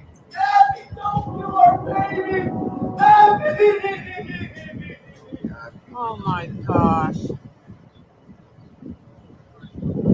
They don't. It's not right. It isn't right. I'm such a good dad. I know, honey. I took care of her kids too, and the guy that she's let back in her life doesn't even take care of his own kids. No matter what happens, Tyler, you've done the right thing, man. Now, can we turn it off? That's a little triggering for me. A lot of people don't know what it's like to hear an older man just say, it's gonna be all right, you're doing the right thing. When he know the type of pain that you in, right? Because we don't discuss the pain that men go through because they're not supposed to have any feelings, right? Absolutely not. Men have no power over ultimately what you decide to do. We may have a level of influence, maybe, because since we're the manipulative ones, right? But at the end of the day, you can take a man through that experience. You have the power to carry life and help bring life forward into this world. You also have the power to yield for with whom you're going to allow that to happen with, and also a lot of the influence that you allow to happen. We don't speak enough about that other side. I know people that have said, she pregnant. I don't know what she gonna do, because they don't know. Because if they say, hey, I want to, because a man don't necessarily know what the right thing to say is. They ain't like, I don't know what it is. It might be, if it ain't your husband, it's not an already known thing that you was trying to do this. Most of y'all making oops babies. Most of y'all are doing that, whether you want to acknowledge it or not. Now, if you told me your husband came to you and said, what you finna do, I might have to agree with you and have a gripe with you, because that is, first of all, unbecoming, but it's not often heard, in my opinion. However, prior to that, I'm sorry, if you ain't got no husband, he has every right to say, oh, so what you want to do? Because his opinion is, I'm gonna just tell you, for me as a man, if what I'm gonna say is not gonna get done, I ain't gonna say it. Like, if we doing something back and forth about what's like an action that need to be taken, and this is a voting thing, and I'm like, no point of me voting, because it ain't what I want is not gonna get done. I'm at the I would say I'm at the mercy of your authority. I'm just gonna ask you to make the decision. I gotta live with the consequence either way. I don't know. What do you do? What do you do when the baby the baby is here, and now you start to go through that? I'm not sure what that question means. Anybody that understands what you're talking about? People are in agreement to the baby until the baby actually get, like, people will be like, what you want to do? Oh, we're gonna have this baby. Oh, we're gonna do this and this, that, and other. But things change when the actual baby gets here. Like the idea, like pregnancy is an idea. Pregnancy is the baby's not actually here. It's growing inside of the belly. And a lot of decisions are made during that time. And so what I'm saying is that we can try to create this light towards this goal, but in all actuality, if the baby gets here, things will change. And some men will not react the same, or some women won't react the same in the relationship as prior. So what do you do when it's at that point? We came up with an agreement and this, that, and the other, and now you are going through some postpartum shit where you're not keeping yourself up, where you're not bathing, you're not doing your part as the woman. And now I'm sitting here like, I've agreed to this. What grace would you expect? I mean, it's a hard. That's what we have been trying to figure out for the past, however, because today's world that we live in is a lot different, and we have a lot more distractions. We have a lot more choices. We have a lot more options in general when it comes to relationships. So I'm asking you guys, have y'all ever experienced something like that? Number one. And number two, what's your reaction when things change when the baby gets here? Billy, this ain't your show to ask all these questions. Are you okay? Can I it's my show. I'm sorry, brother. I thought I was just. Hey, I thought this wasn't Fight Club, and I could be different. I thought I could change. I thought I could evolve. Apparently not. What's up, brother Aaron? What's up, Pamela? How y'all doing? Let's go, Trey. Listen, Uncle Rick spoke about it earlier. We're doing it out of order. That's why it seems so confusing. We are having it. I'm gonna tie it all into the Nelly thing. He's in the industry, she's in the industry. It's just part of what the promotion is now. They're using our most high profile people to promote what they're trying, what the agenda is. Women are speaking, we don't need you, we don't need to be married, but we will have a child. Nelly makes probably more money than most people in the chat combined. So he's high profile. Ashanti's high profile. They're both in their 40s having children. There's a great possibility that the child may not even be safe. However, they're having a child the same way that the social media streets have been talking about for the last two years, at least I know, having children out of wedlock. Still continuing the cycle. And they can't go back and say, I was 20, I was 19, I was young. These are grown ass people with gray hair on the coochie. Come on, man. And we really, we trying to make sense of this. This makes no sense. And this is what continues to hurt us, because this is in real time. This is real time mess going on. And in a relationship, it's different from a marriage. A lot of people don't want to be married, but I tell you this, as far as a man's point, if you're 25 and you ain't really getting women like that, you should be making more money than you'll ever do at 55. And by 55, you should be damn near ready to retire off the money you done made at 25. Other than that, you just talking. You just being bitter. All right, Trey, look, I put it like this. Hold on one second, Billy. I'm sorry. The crazy part about when we have these conversations, we know how evil the music industry is. Like, we know. It ain't got nothing to do with music. It ain't got nothing to do with music. Hold on, let's just hear me out, Trey. We know how evil these people have to be in this industry. And then we almost have the expectations that they going to move like they supposed to move and build a family, get married, and do all these different things. Come on now. I'm just saying, we know what celebrities is. We know what rappers is. We know that a lot of these people done sold to whatever you want to believe in. I'm not talking about hold on, Trey. I promise you, I'm gonna let you respond. So us having an expectation for them to do the right thing, I feel like it's crazy. Go ahead, Trey. Okay, so they are the examples that are being brought to the audience, to the world of Black people. They are the audience. They the hot thing right now. My thing is this, because Nug Nug and Saprita, and I say that lightly, Lil John, Lil whoever in the neighborhood, they still producing babies the same way. The same way. What's the difference? We can say that The thing is, there's really no difference in our culture. The behavior is still whack. It's still hurting, going towards the future. We're doing it out of, listen, we're promoting no marriage, but we're still having the same amount of sex, probably even more at a younger age, doing more burnout. These young folk are burnt out by the time they're 24. The women are burnt out. The guys are burnt out.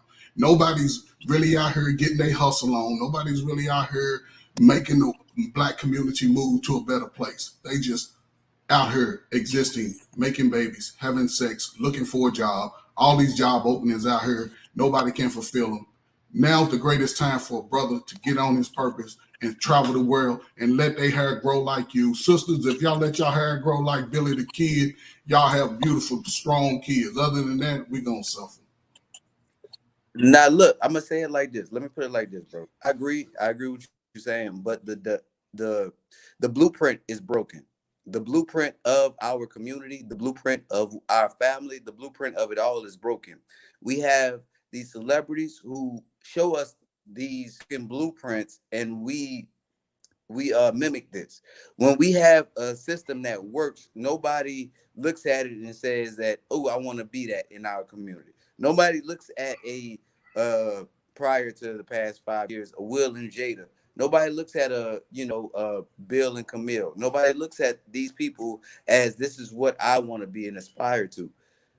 We just need to create a new blueprint of what's cool. Brother, that's what I think. The blueprint is not broken. It's not broken. You got half the people fighting to save us, and half the people it's obviously broken. Look at that. The reason why it's broken is this: we love what everything America's about. And I'm saying everything is America's about. We love it. Would you go fight in the war if they had the draft? Would you do it? Because they'll call on you. Because this is the greatest time for you to be the greatest man. Would you go fight for America right now? Billy would go. Billy would go. I'm confident that we can get I'm dropping real quick. Hold on. All right, so I want to move on. I don't know what this back and forth is going to do for us. This type of imagery is what we see a lot. Thank God you're home. Can you take the baby? I have got to run to Target and get something for dinner. I just got home. Can you give me a minute? No, I need to run to the store now because I have to make dinner before we have to take TJ to soccer practice. Okay, well, can't you just take the kids with you? I tried that earlier, and then the twins knocked down the entire salsa display, and then I had to leave my entire cart full of groceries there and walk out of the store in shame. What do you need at the store? I thought I got everything this weekend when I went. No, you got me whipped cream when I asked for heavy whipping cream. I can't make Alfredo sauce with whipped cream. Okay, well, it's going to have to wait. I need a few minutes to decompress. Decompress from what? You've had a 45-minute commute home. I had a really stressful day, and I want to come home, and I want to relax for a minute, and then I walk in the door, and you're bombarding me with the kids. I've been here with the kids all day, and now I need to run to the store so that I can finish dinner before I have to take the kids to the soccer practice. So unless you would like to make dinner or take them to the soccer practice, I need you to handle this while I run to the store. I can't do either of those things. I have poker tonight. Exactly, which will be your time to decompress. So for now, take the baby.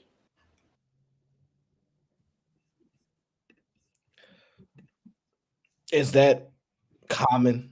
You guys' experiences? No, not even close. Not at all. Didn't really think so. This is the imagery and the messaging that's put out there that men don't want to be around their kids. That's a lie. Get those kids away from me. It's insane to me. It's a lie. If you ask any kids that grew up with their dad, they don't say this stuff. That's a lie. I get so tired of this trope that they put out, like a woman, like I don't know no man that's married to a woman that don't help and do things with the kids around the house. It's a goddamn lie. I spent nights and days running kids to AAU practice and football and basketball and washing dishes and doing laundry and mopping floors and cleaning. It's a goddamn lie. Any man that's in a relationship, 99 point, what's Dove soap? 99.9999999% of men that are husbands and in a home with a woman are helping around the house is bullshit. He ain't lying. It's another lie they propagate to get away from work. That's why that's what nagging is. Nagging is for them to for you to take on more work than she has to do. This is not how everybody know. This is not how households are ran. It's a goddamn lie. Correct. That's what I was saying about the blueprint. The blueprint is all fucked up. We giving these false narratives, these false stories about I don't cook, I don't clean, but let me tell you about how I got this ring. Like a lot of shit in the entertainment industry is meant to break it, to fucking destroy the foundation of the original blueprint. And really, it's a lot like Coretta Scott King and her husband.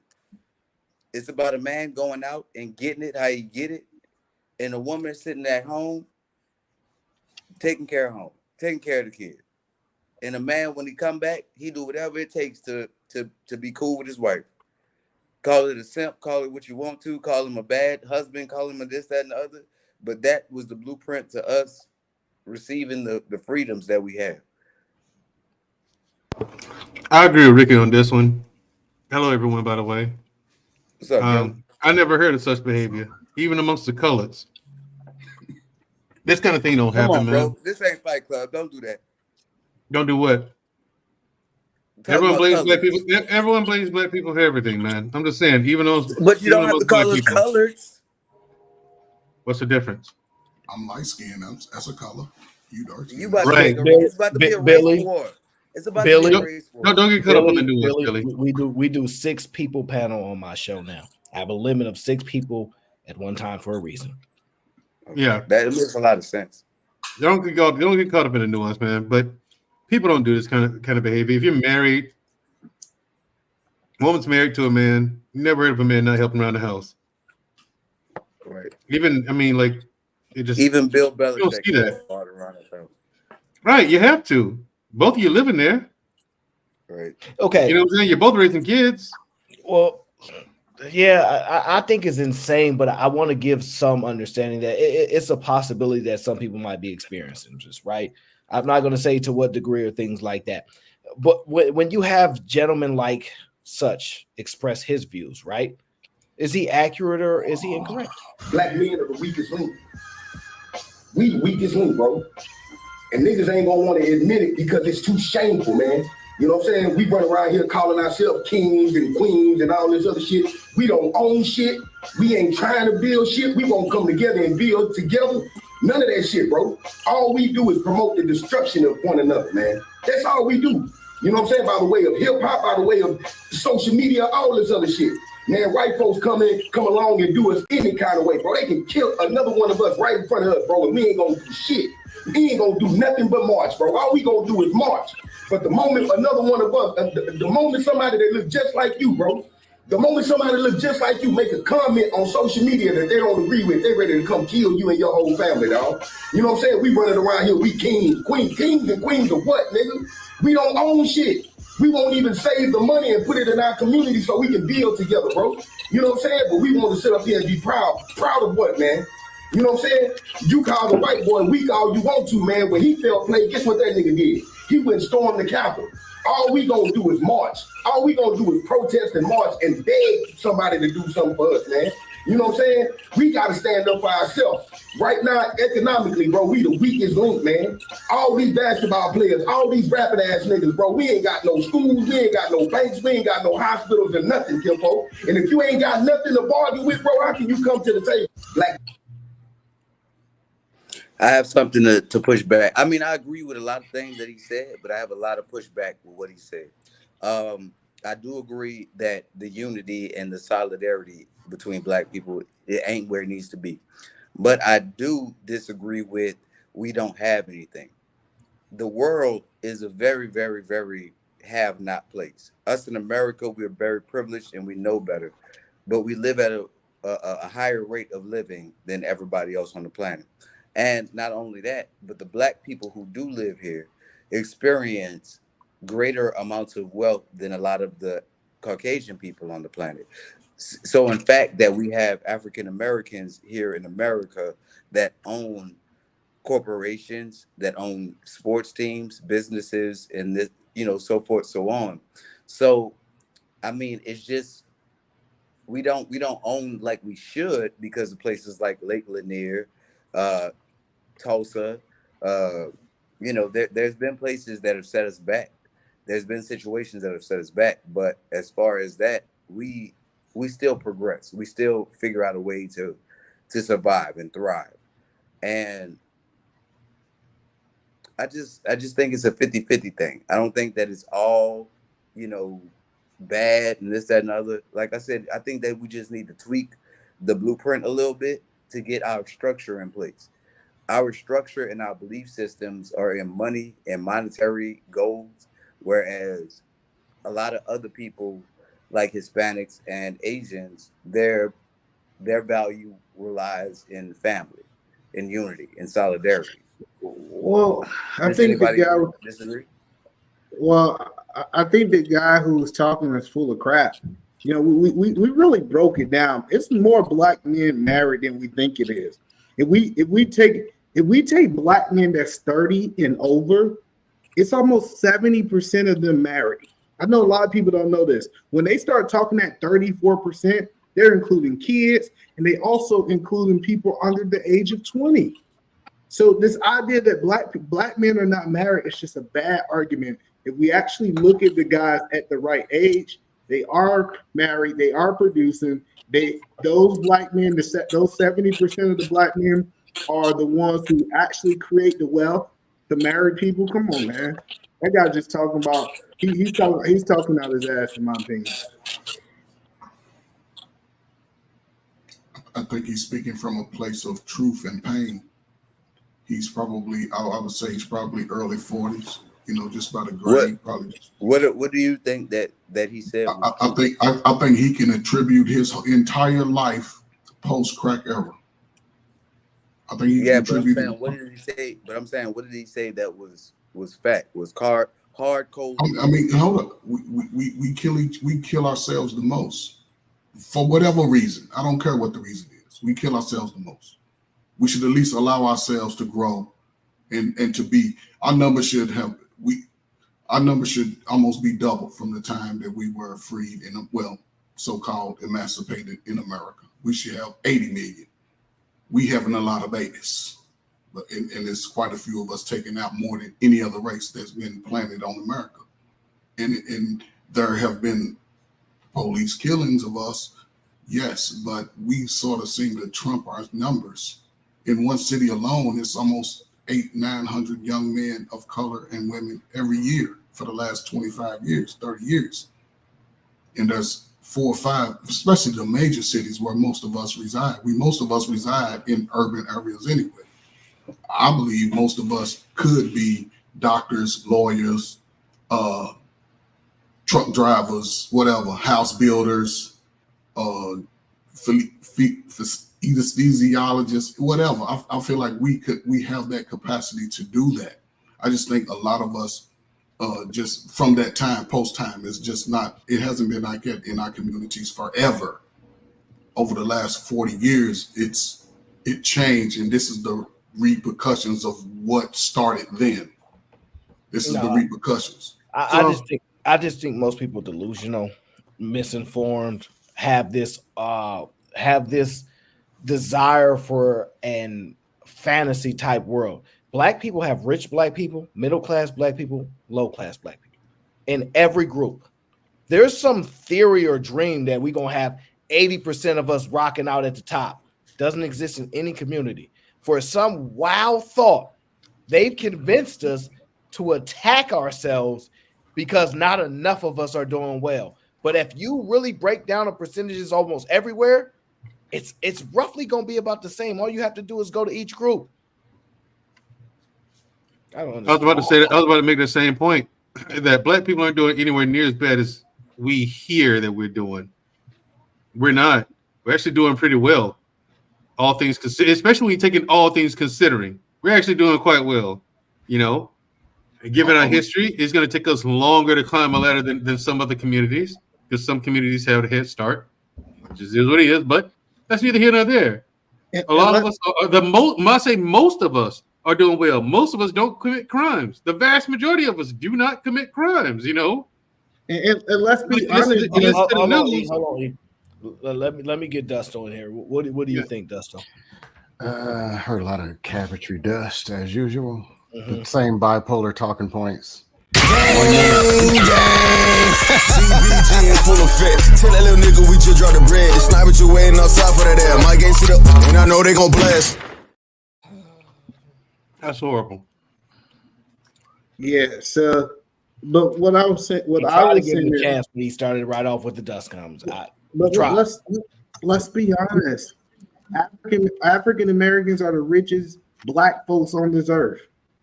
If we really be honest, we're the richest. We carry the most money. I don't care what country you go to. Africa, you can go wherever you want to go. We are the best, and we still put ourselves down. Come on, let's be honest. But who puts us down though? Our strongest of us in that video. But we our do strongest of us, the strongest male and the strongest female put us down. The youngest and the brightest and the strongest.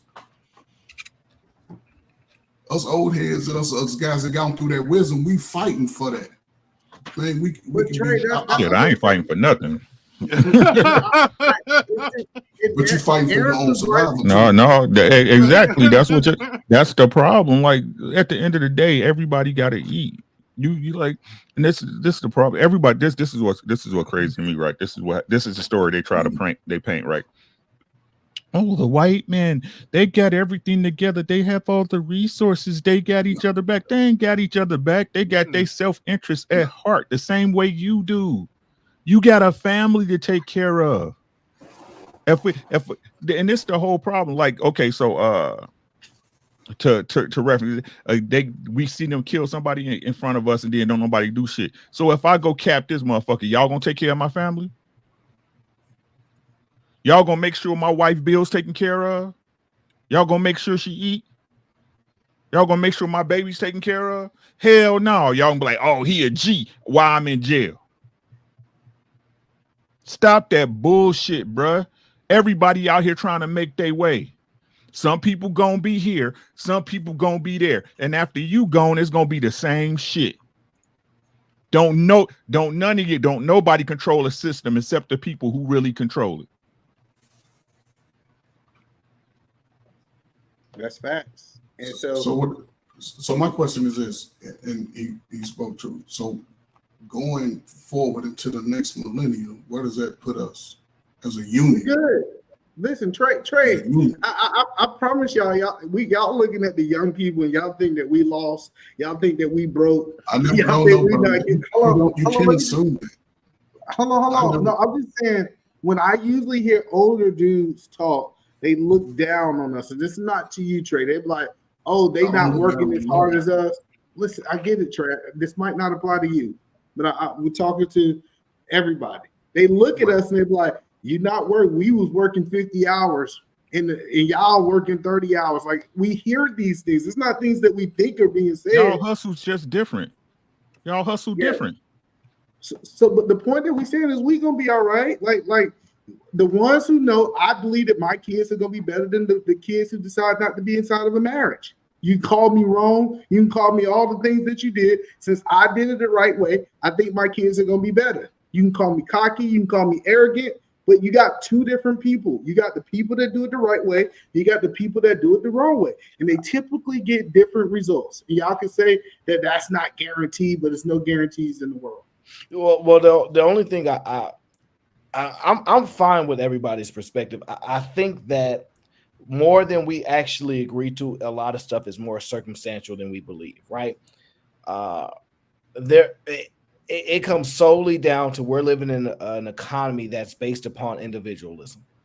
It's designed that way. And if you go look at it, right, we've had one of the doctors, I played this clip before where he talks about, has the economy goals, so does the family. So if it's this era, then if they believe in the nuclear family. If it's this era, they believe in the computer family, and et cetera, et cetera. Right? I have the clip somewhere. I'll see if I can find it. But we are living in an individualistic world. Well, when you hear, I was listening to Sean Antonio. He got a new podcast. I'll shout out to him. He was live the other day for the first time. He said, I don't want my daughter to ever have to depend on no man. Never have to need no man for nothing. He said that.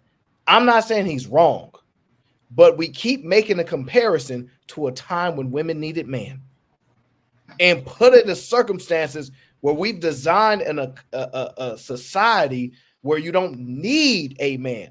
It may make your life a better quality. You could have more, but you don't need them. We got so many systems in place. We remove the need component, right? Like at the bottom of the bottom, you're going to have a little bit of food. You're going to have a little bit of clothes. You might, struggle a little, but you're going to be okay. Back then, that wasn't going to happen. So we have these constant comparisons to back then and to now. And I think that's where we do ourselves a disservice. Not many people are able to assess the time that they're currently in and project well. So I'm just saying, I think it's circumstantial. I'm with either, man. I'm in support of it. That is the right way in which we've been taught. Don't disagree. Don't know if that is a necessary thing for now, because we don't truly have the data on now. We have, like you always say, we have the data from back then, single mothers from back then, 80s, 90s, We don't really have the present data with the women are more informed on what degrees they should be having. They know how to make more investments now, et cetera, et cetera. We're not sure because we're making assessments in real time without having the data. There's some things we can point to, say, like 2-year survey says such and such, but we really don't see the impacts of a generation until later down the line. So I really don't know how. I wouldn't be able to advise somebody consistently on an Ashanti and Nelly thing and be like, you know what? If you can't make no man marry you, like either man said, according to either man, if the man decides, I don't know, whatever you want to say, I'm going to tell you this. Women always ask to get married, though. I say women propose in an indirect way all the time, right? But I don't know.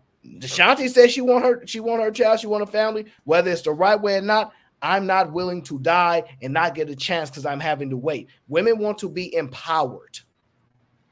And this is to me, the constant fight for power is listening to a man. Oh man, let him lead. I got to follow what he say, all that power. Women look for places where they can have power. They have ego too. And it's not discussed enough. So I think that happens more a lot. Go ahead.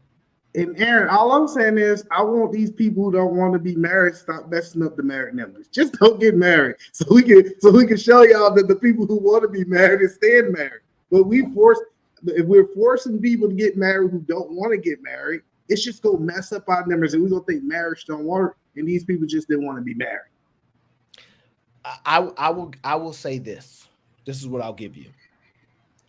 The people that grew up in a 2-family married home actually can say, I saw it, I know what it looks like. It makes sense. When you are asking people to do the right thing that have never experienced it, never seen it, did not grow up in that home, to me, it's almost idiotic. I understand we need to fix and right it wrong. Like the bleeding stops with me. All right, we broke. I ain't going to be broke no more, right? Okay, I'm going to stop the bleeding there. You see what I'm saying? Okay, but that aspect of having, we discussed it. Do you know how to be a wife? Or whenever we want to, do you know how to be a wife? Did you grow up that way? No. They are not marrying men that grew. You see what I'm saying? Like it's not even in there. They don't even have an idea of it as a success.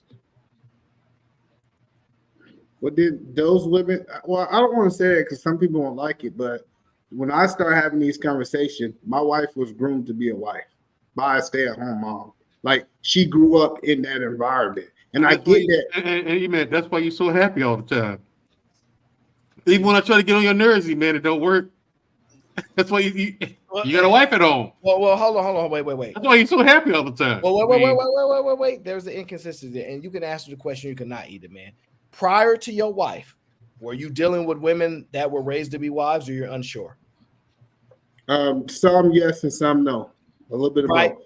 And would you say that's based upon at that time what you were looking for, as opposed to what you demanded? If you understand what I'm saying, like if you're dealing with women that wasn't raised to be wives, you didn't care about them being wives, or you did not know to look for that at the time. No, I wasn't thinking about marriage, if we're being honest. Gotcha. I was in the military. I was in the military trying to get my dick wet. I know a lot of people don't want to talk about it, but I wasn't thinking about marriage. Like marriage wasn't even when I was, especially in my 20s, I wasn't even thinking about marriage. I was just thinking about having a good time in the military. That was my mindset. So I have a question for you. When you decided in your life that you wanted to get married, did you want to marry a sister? Were you considering all other races? I considered everybody. So the one thing I didn't want to get caught up with, I didn't want to miss who was with me because of the color of her skin. So I dated black women, I dated white women, I dated an Asian woman. Obviously, I did in the street. I said, So who did you marry? Which race? An Asian woman. Okay, so you understand that they have long history of traditional upbringing through family tradition, and us as a people, we don't have that. That's not true. I'm about sick of these people, man. First of all, that's BS. So help me understand. I'm gonna help you understand. You're making assessments on young people. The older people are married. My grandmother is married. Right. No, what I'm saying, I'm talking about that's past me. Okay. They're older than me. So yes, those numbers were high. 2006, it changed drastically. Listen to what I'm saying. This is not Asian Americans. You're talking about women literally from Asia or first generation. And where I'm in the Bay Area, a lot of Asians. I have a lot of Asian friends. I'm telling you, the younger women and men are not like that. No, are they getting married? Yes or no? The younger generation. Right. That's what I'm saying. That's what I mean by us. This is a new shift. It wasn't always like that. Most of us were looking to get married younger. Now the dynamic is shifting. A lot of people are waiting till they're getting older when a lot of us are aging out. At 40, ain't no of us trying to have no children. At 40, we trying to no. That's like the women. They want to, that's if you look how they have the babies early, and then when they get about 38, 40, I want a new life. I'm looking for a husband. And the men is all I'm saying is in between that time is the greatest time. Live your life, travel, save your money, stop buying this knockoff furniture, knockoff clothes too tight for you, and live your life. Date all the women till you find yours. Well, the issue that, and somebody have cut me off if you want to speak. The issue that I'm having with my being able to assess things, right? I assess real-time data, real-time information. I assess behaviors in people. That's something that I'm pretty decently skilled with, right? I can be around a person and my brain will break things down and quickly assess things, right? And when I'm watching what's going on in society right now, this is ultimately what I'm hearing, right? And I played this video before, but this is what I'm hearing. A lot of women in this era are single because they want to be paid to be in a relationship. A lot of women are single because they want to be paid to be in a relationship. They want to be paid to be a mother. That is ultimately what I'm seeing more often than not. I'm listening to videos. If you broke and you can't afford it, you just can't afford it. Then you have this woman who I'm very fond. I love her videos. She meets my channel a lot. You have her expressing these things. Here's my hot take on these 5 to 9s before my 9 to 5 videos that go viral. They're everywhere. There's women who do one of these every single day, and they are mothers, stay at home, working, work from home with kids, etc. They're all raving about waking up at 5 a.m. because they get me time. And I agree with that. That seems really valuable and important. But my hot take on this is that the only reason they have to wake up at 5 a.m., so they have an hour to 2 hours before their children wake up, is because of the unpaid labor and domestic tasks that they are doing that keep them from being able to do that during normal waking hours. I'm not shaming anybody who likes to wake up early, but women tend to prioritize themselves around everybody else's schedules. So instead of saying, actually, I'm going to leave the house from... I don't want to play anymore. I want to stop there. I want you to understand the most important component that she said is women are doing unpaid labor. She's speaking towards the service of the family in which they participated to create. This whole unpaid labor thing is getting huge, right?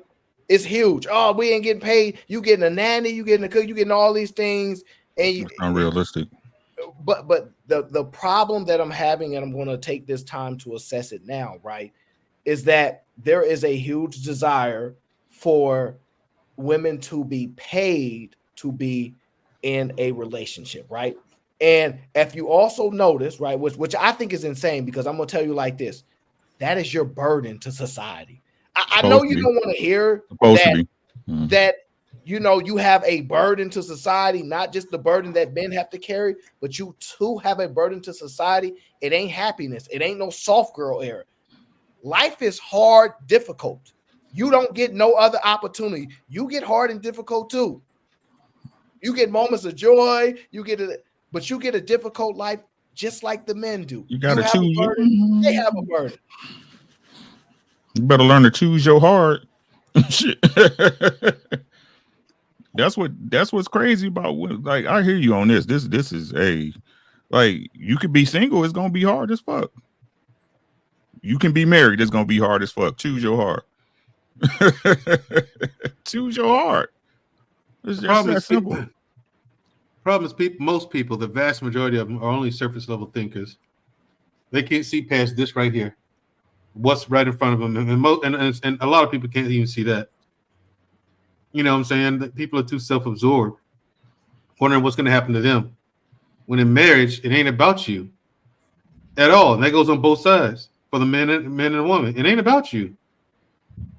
The men, you know, you go to work so you can pay bills to provide for your family, whether you're a man or woman. I mean, you wash clothes for the family, you clean the house for the family, you cook food for the family. It ain't about you. If you're going into a marriage wondering what you can get out of it, you're already in the wrong mindset. And you've doomed yourself to fail. So the question when I was dating, right? I asked women. Nope. Don't want to talk about that question just yet. We're gonna come back to that, bro. I apologize. We'll come back to that. You good. Because I want to bring home this point. There's this video here, right? And some of you might have heard it, but if you haven't heard it, it's very interesting. Listen to this video. Have a guess at how much worse kids are around their mother compared to any other human in their life. So is there a percentage? Yeah. It's a percentage. So is it 10% worse? Up to 100? More than 100. Oh, can't you only get 100%? I know you're trying a big ball here, but just in the research paper. Well, I've got to research percentages. Children are 800% worse around their mother than they are any other person in their life. That sucks. Scientific fact. So is that just a comfort thing? Yeah, so the study observed children's behavior at the entrance of their mothers in a room. And the minute, so they'd be doing things like playing nicely with whoever was studying them or other family members. And then as soon as their mother turned up, the changes were drastic and rapid. So the child psychologist concluded that mothers are obviously the safety bubble of their child's life. When she's around, children know that they're safe and they can do or be anything they want because their mother will keep them safe. You know what I was thinking? You know the saying, you take it on the ones that you love the most? Yes. I just figure there's no one closer than a mother. That's right. To a child, so that the mother cops it. Yeah. So Now, the reason I wanted to highlight that, right, because there's a burden in which we have on society. However, I want to be very, very clear. Oh, okay, I got you. There is, I've been touching that video for a minute. I got so many videos. there is an understanding that what I keep hearing, and Rick, you tell me if you hear this, Mandra, we need fathers. We need fathers. We need fathers, right? I hear this a lot. I hear it, and I mean a lot, and I'm listening, right? And some of us are doing the work to make sure we're in a position to do such things, right? Some of us go beyond even those actions, right? There's a lot in which we're willing to sacrifice in order to do these type of things. I understand life is a lot of suffering. I'm not saying it's only that, but I understand this comes with the duty, right? There are a lot of men that are just pushing through day by day, right? And so listening to what women say these things is troubling to me because I think they don't understand just how difficult life is supposed to be. And hearing them say things like we deserve to be paid and all these things, it's a level of frustration that comes from me because you ain't getting paid. You ain't getting paid. And I'm going to tell you why in just a moment, but I want to highlight this video for a lot of people who don't understand. I work 55 hours a week and I come home and she never fails me. My little angel is there waiting for me before I even have a chance to pull in to the garage. I want to show you guys this. As soon as she hears that garage door open,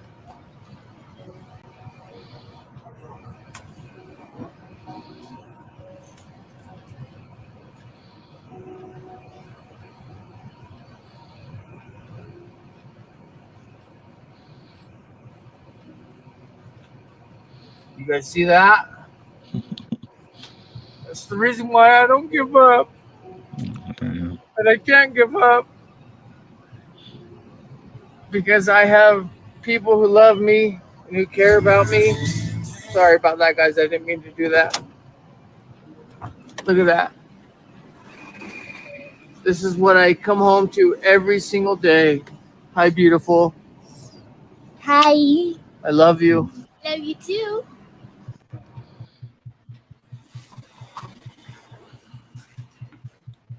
Now, for me, warms my heart. I ain't gonna lie. Love to see it. Because I know the pain that he feels just having to navigate this world. A lot of guys, they don't understand the unaliving rate is very high. It's very high. Because as men on these panels, we go through the day-to-day and we understand that what comes with having to be a man in this world. We understand what comes with it. Nobody ain't saying we perfect, but we have an acceptance and understand, okay, this is what it takes to be a man. You can feel that, man, I really don't know if I want to do this no more, but I'm going to push through. And I'm listening and I'm like, this is crazy to hear how women constantly trash men and their fatherhood constantly, right? And to when I hear a woman say unpaid labor, you would have to pay this and that. I'm going to ask you one question. How much you willing to pay for a father? How much you willing to pay? Because I want to know if they're so important, y'all keep raving, we need them. How much you willing to pay? Since you're willing to put a price on what your worth is, right? You want to get a nanny, Since men are so needed, I'm curious to know, what price are you willing to pay for a father? Do you think they don't have a price value like you willing to put on yourself? Because a lot of men ain't going to say this. They just going to say it is what it is. I'm going to say it. What's the price? Go see if you can buy a father. Go see if you can purchase one. Since y'all want to keep making this a claim, oh, yeah, we doing all this unpaid labor for the duty that you decided to take upon. You can throw your kids in a trash can. I've seen it done. I played videos to it. You can drop your kids off at the fire station. You can drop them off in the little thing silly. You don't have to be a mother. No one's forcing you to do it. It's almost shameful that they can't force you to do it at this point, because shame is damn near it's gone at this point to a certain degree, right? And there's a benefit to it and there's a downside to it. Nobody can't make you do it. So when you choose to do it, you then want to charge somebody for you deciding to do something. So I talk about how much men should charge for their services. Since y'all dying without, I'm tired of working. I need a masculine, strong man to save me. I don't want to work no more. How much you willing to pay for him? I'm curious. They want him for free. No, Aaron, they want him for free. Yeah, they want him for free, Aaron. Aaron, they're not even willing to smile at you, let alone pay you something for it. All the attitude, head shaking shit. I mean, come on. They don't want it, but then they complain about it. That's crazy. But they're unwilling to do what it takes to maintain a relationship. A lot of people. It's like I said earlier. People are too self-absorbed, Aaron, to do what it takes to maintain a relationship. A lot of people are like that. A lot of people are just. That's what I hear most times on this panel. It's just a lot of me, self-absorption, and it's self-interest. And I'm just like, no, it's a very giving role. Being a husband is a selfless role. It's a servant's role. You're serving your family. Everything you do, the success or failure of your family rides on your back as head of household. It's all on you. But you got a lot of women who like that. There was a live last night on This Could Be Trouble or some shit like that. What's the name of that place? Who was that on email? Oh, This Could Be. Yeah, This Might Be Risky. Yeah, that way. There are some ladies up there last night. I came up on the panel and said, ladies, the conduct that the guys are talking about that makes you unpalatable, you're literally doing it right now. Right now. I don't care. Shut up, Mandrio. I'm like, no, I'm pointing it out to you. You're doing it. I'm just, it's just like this is crazy. That's when you put it like that, AO.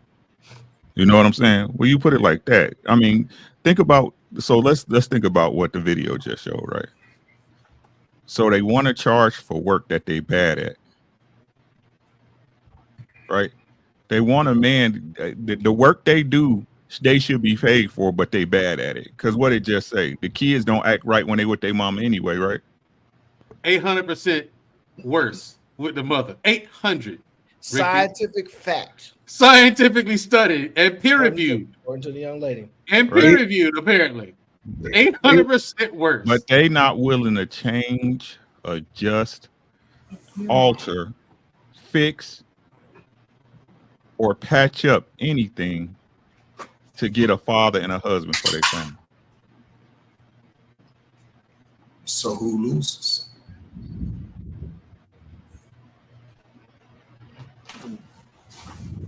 And it's funny, that study she did, it's a second part to that video. They took a father and mother and they both entered the room at the same time, and the kid acted 200% better. Yep, I've seen that study. Yeah, and here's the thing. I ain't gonna lie. As a kid, I tried to get away with more shit with my mom than I ever did my dad. I'm not gonna front because I was watching that video. I was thinking about that bit. I did try to slide with stuff I tried my mama way more than I tried my dad. Dad, it's only one time and that was it. It's over. It's over. Well, one time, you know what I'm saying? I'm gonna play. In the same try a little bit more. Push in the same notion, they put the trope on us that you gotta adjust to be with a woman. You gotta change your thinking. You got what's the word they use now? Emotionally intelligent. All the change got to happen on one person, not the other. But they not.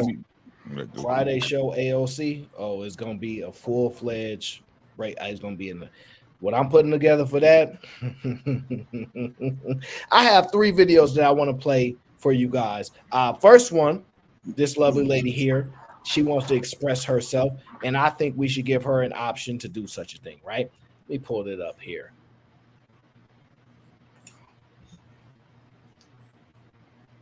Okay, this video. Hold on. Don't mess with my video now. You know what? I think that they removed the sound from my video. Man, that frustrates me a little bit, but that's okay. I'll shift past that. We'll jump to this video. Listen up. was some rapper or somebody famous who his girlfriend bought him a car or something. Like I said, he's a rapper, hard down. He's been in prison, all this stuff, and he cried. And he was like, "Nobody's ever done this for me before." And I was sitting in this room with people, and a young lady was talking about it, and her reaction to it was, I was like, "Ew, you done been in prison. You sit up here crying." And in my head, I said, "This is why, because you've been to prison, and you're a man. You are not allowed to cry. What are we doing?" I have brothers that have sons, and that's the son ain't allowed to cry. You're not allowed. Man up. So that's burning their brain already. So you kind of have to help deprogram them as their woman, as their partner, to say, it's okay, it's all right. I ain't gonna tell nobody. I'm not gonna. Now, there was a rapper.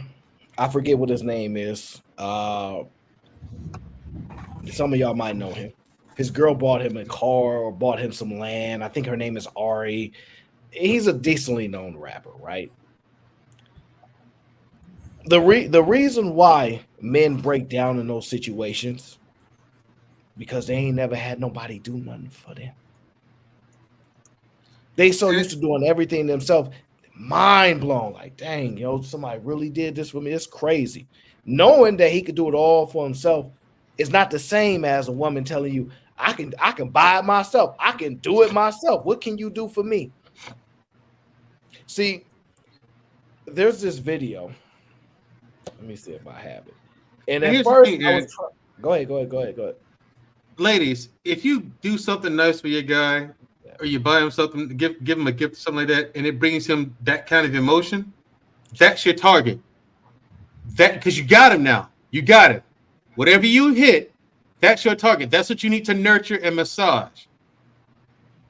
That's what you need to hit at all times, because you got him now. You moved this dude to tears. You got him forever. All you gotta do is take care of it. It's yours to lose at that point. He ain't going nowhere. You moved into tears, yeah. That's your target. Whatever nerve you struck, massage it, soothe it, nurture it. That's how you move. That's how you keep your guy. Well, one way at least. There it is. There it is. I gotta tell you, Aaron, that's never happened to me. I never got a gift that moved me to tears, man. Oh, I know why it moved him to tears, and I'm gonna pull that in just a second. But I was listening to this video because I was trying to figure out this whole issue with women making more money than men. So I was listening, right? And she kind of broke down some views behind it. Here's the thing. Men always say, oh, when women earn more, they leave men. But they don't realize why. There's actually studies to show that when men are with women that earn more than them, they produce more cortisol. They're actually more angry and stressed around her. And that obviously has a negative impact on their testosterone. So they're actually less sexually attracted to her. And so they're meaner to her. They're mean, and also they don't treat her the same way. If a man is dating a woman who knows is unemployed, say if he's on £20,000 a year, he'll still use whatever he has to treat her well, like, look after her. But if he's on £20,000 a year and she's on 50,000, he'll use nothing to invest in her. Now, women don't need your money, but they do need your investment, because that's how men fall in love. The more they invest in something, the more they attach to it. If they invest a lot of money in a car, they really care about it. Lost a lot of money into a Bitcoin, they want to see it go up. Invest money into a woman, they want to see it work out.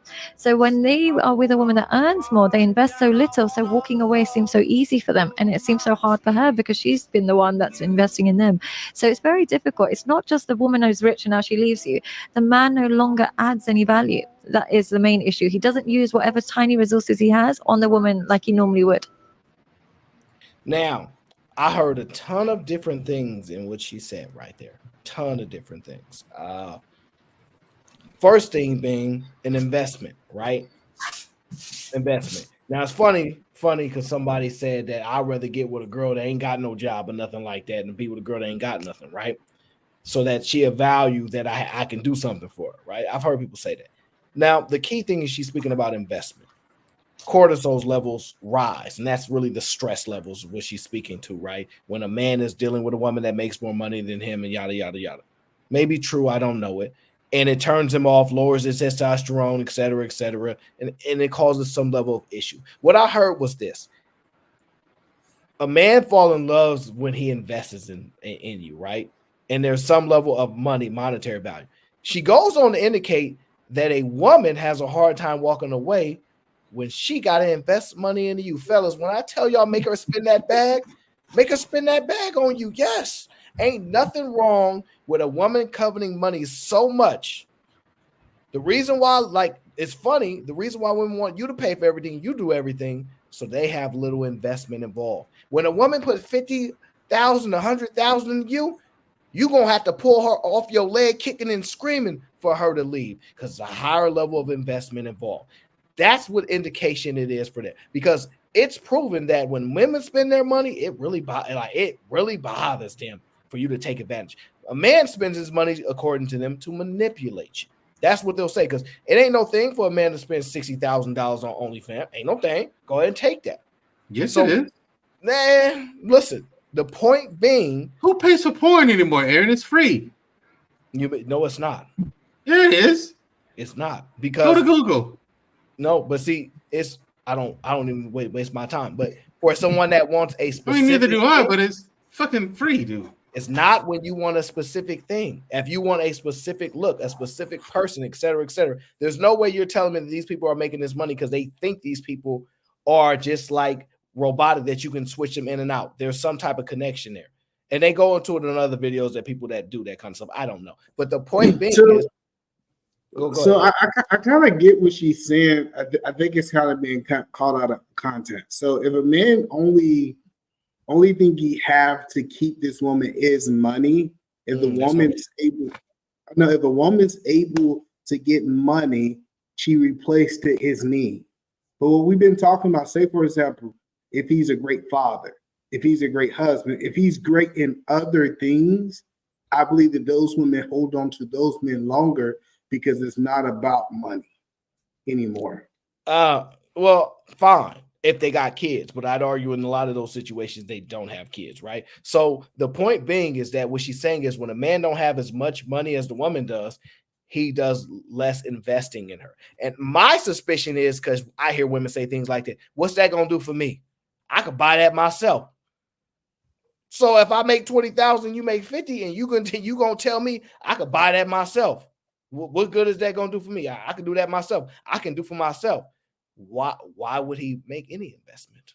Because he don't have enough to where you can't do for yourself. See, you're supposed to value anything anybody gives you that they don't have to give you. But Eric, so remember, I advocate for men should date women in their same income. Now, I know a lot of people think you should go to McDonald's and get your wife, but I think if I'm in tech, I should date somebody in tech. If I'm in the medical field, I should date somebody in the medical field. So wait. Hold on, because when you say advocate, right, I don't think that's true. And I'm gonna ask you this: do you think a man should provide for his wife? Yes. So you're fine with a woman being stay at home? I am fine for that. Yes. And not generating any income? Yes. So so then if a guy make 180,000, he not dating a woman in his bracket because she not making no money. No, so when I say advocate, so you asked me direct questions. I do think she should stay at home once they start having kids. But when I was dating, my wife had a job. She was making similar to the type of income that I was making when we met. I wasn't going to McDonald's to find a woman. Yeah, but I understand your point with that, and don't get me wrong. I'm fine if you're fine with maintaining a burden of performance on women. I just don't think they want to adhere to a burden of performance. I just think that if you're in a situation that you like, I just think that she should be able to sustain herself outside of you. And if you're doing it correctly, when y'all get married, y'all should have time to be able to save her income to invest for her to be a stay-at-home mom. But I know that some people might not look at it that way, but I have always looked at it that way. I don't disagree with that. It's fine with me. You don't get much argument from me there. I mean, that makes sense. I think that you're attracted to what you're attracted to, though. It's funny to me. Some of the nicest, kindest women are the brokest, poorest women I've ever met. Come from very poor families. They don't have this whole attitude that it don't make sense to me that some of the stuff I hear oh, I'm in survival mode. That's why I got this masculine attitude. I see some of the poorest, brokest families, and the daughters be the sweetest soul. Like, you don't come from that. No, my parents did the best they could. That's the go ahead. That's the crazy part. I wanted a woman who already had a career, who's willing to give up her career for me. I know that sounds crazy. No, that don't sound crazy. That's not the argument. Most women are willing to give up their career so you can go ahead and make all the damn money. No, it's not. No, they're not. Listen, they are literally begging for a guy. Now, if they feel safe, yes, they do. Yes, they would. If they feel safe and you'll take care of everything, yes, they would. No problem. No problem. They be talking like they wouldn't, but they would. No. They ain't even talking like they wouldn't. They are all on TV talking about who was the feminist lady that said women should work. We don't want to do this no more. I'm telling you, I get what you're saying, but the one thing that disqualified women while I was dating, I said, cool. So we had kids. Would you give up your career for 4 to 5 years?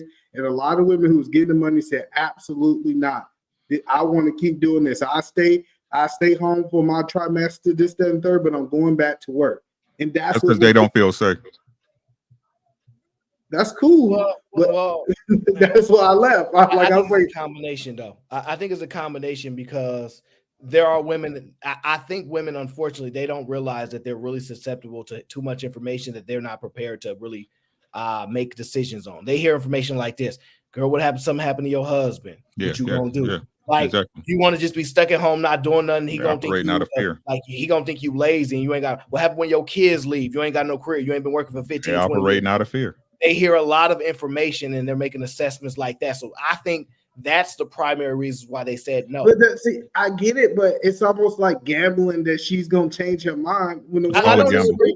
If a woman tells me she ain't leaving her career, I feel like I would have been a fool to think that I was gonna convince her to leave her career. No, that's not what I'm saying. That's not what I'm saying. That's not what I'm saying. No, ain't nobody saying convince her. We just saying a reason why.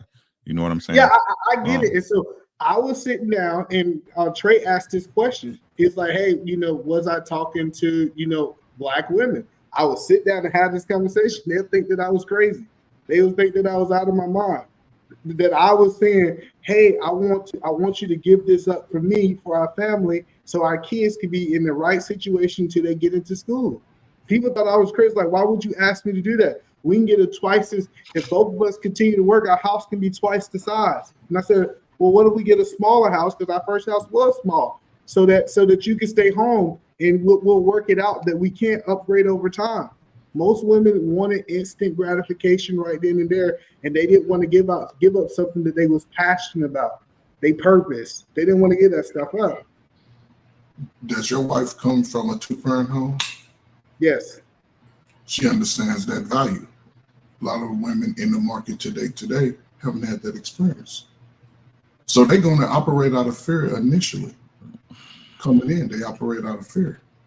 And it's not just a fear just because, but they, like Aaron said, a lot of women champion that girl, what if? They'll give you a list of 10 what else. But Trey, let me ask you this question then, Trey. If a woman tell you what she ain't going to do, what should you do, Trey? If she's operating in the fear that you're talking about, what do you do? I move on.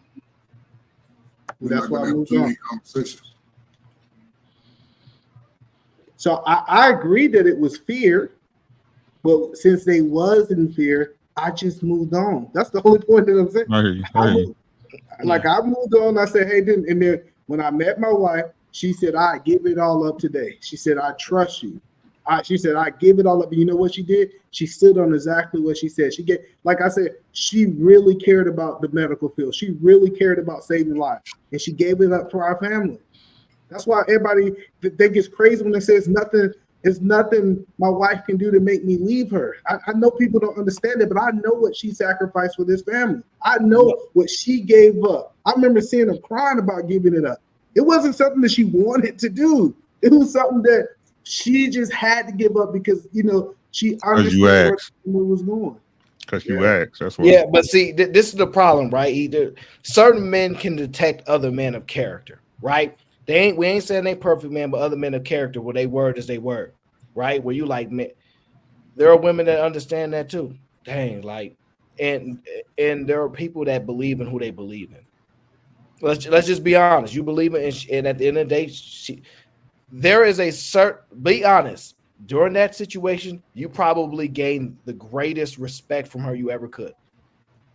Oh, absolutely. Because it's one thing for when someone is doing something that they don't want to do. I know like when somebody's crying, I'm gonna tell you they don't want to do it. Like it's like one of those things that if you really just understand it, it's like she really want to put this family first. And I think a lot of people don't understand what that looks like. Like she really want to be this quote unquote submission word we like throwing away.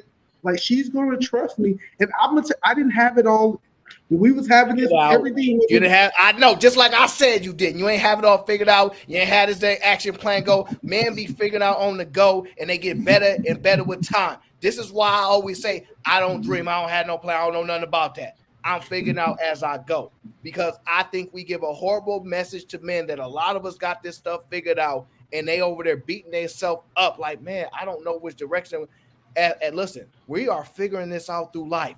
And sometimes we get this just because we're strong-minded individuals. Yeah, we can execute here. We might have some financial savviness, and we might have a certain level of discipline, but we still figuring it out. The difference is when we figure some stuff out, we exploit that and we really run it up. But the problem is I don't like to give the presentation that I'm just well thought out. This is why I say I learned how to do my show freestyle.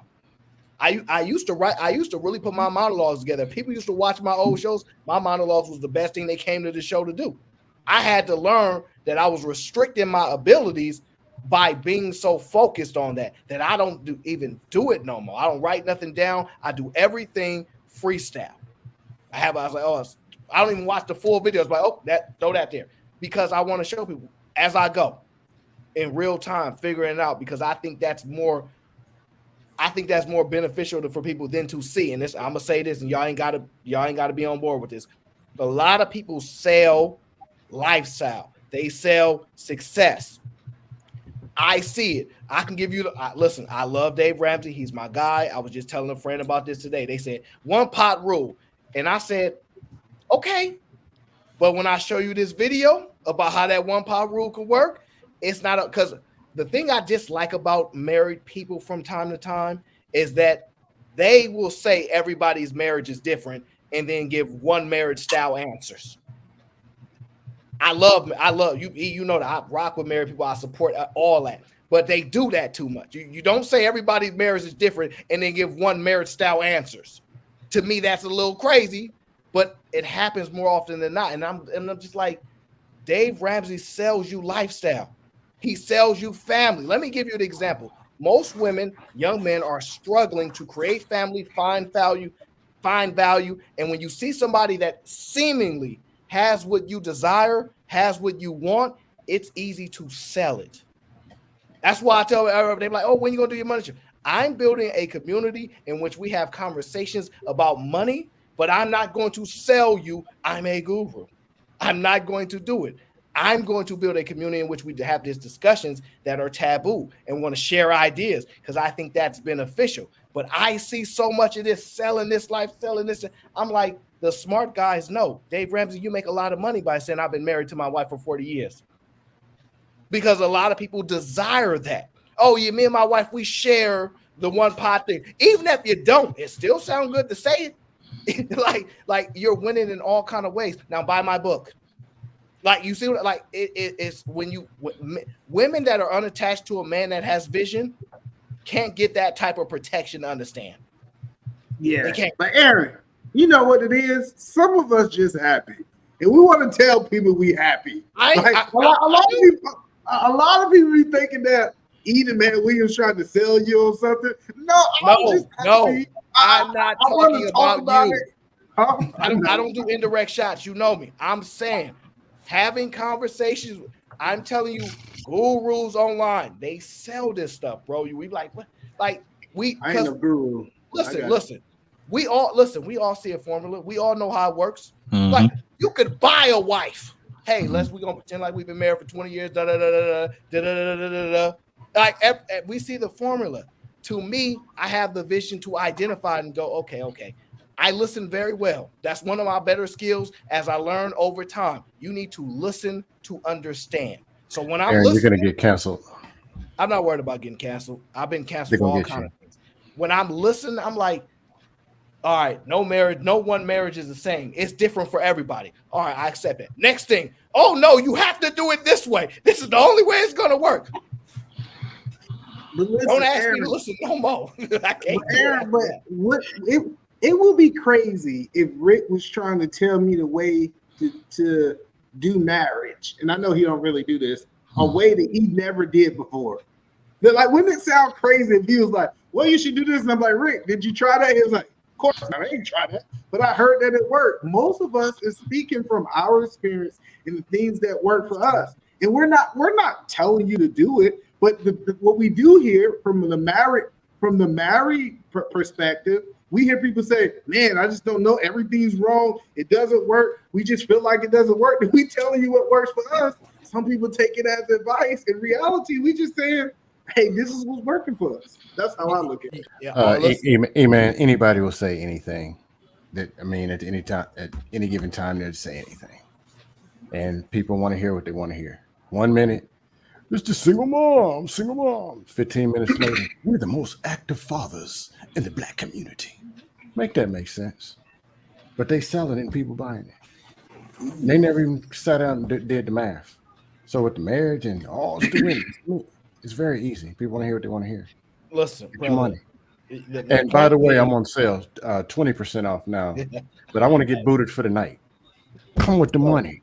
So Grant Cardone is somebody, right? You guys are familiar with. He has his wife. He homeschools his kids. Yes, we know who Grant Cardone is. He sells lifestyle.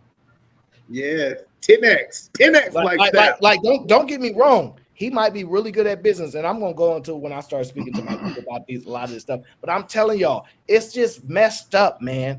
That people don't like. A lot of women are yearning and really wanting these things that they see on the Instagram and they don't see on these TikTok. And when they have these experiences, oh, I wish I had a husband like that. Oh, if a man would only love me like that, I give him the world and all these things.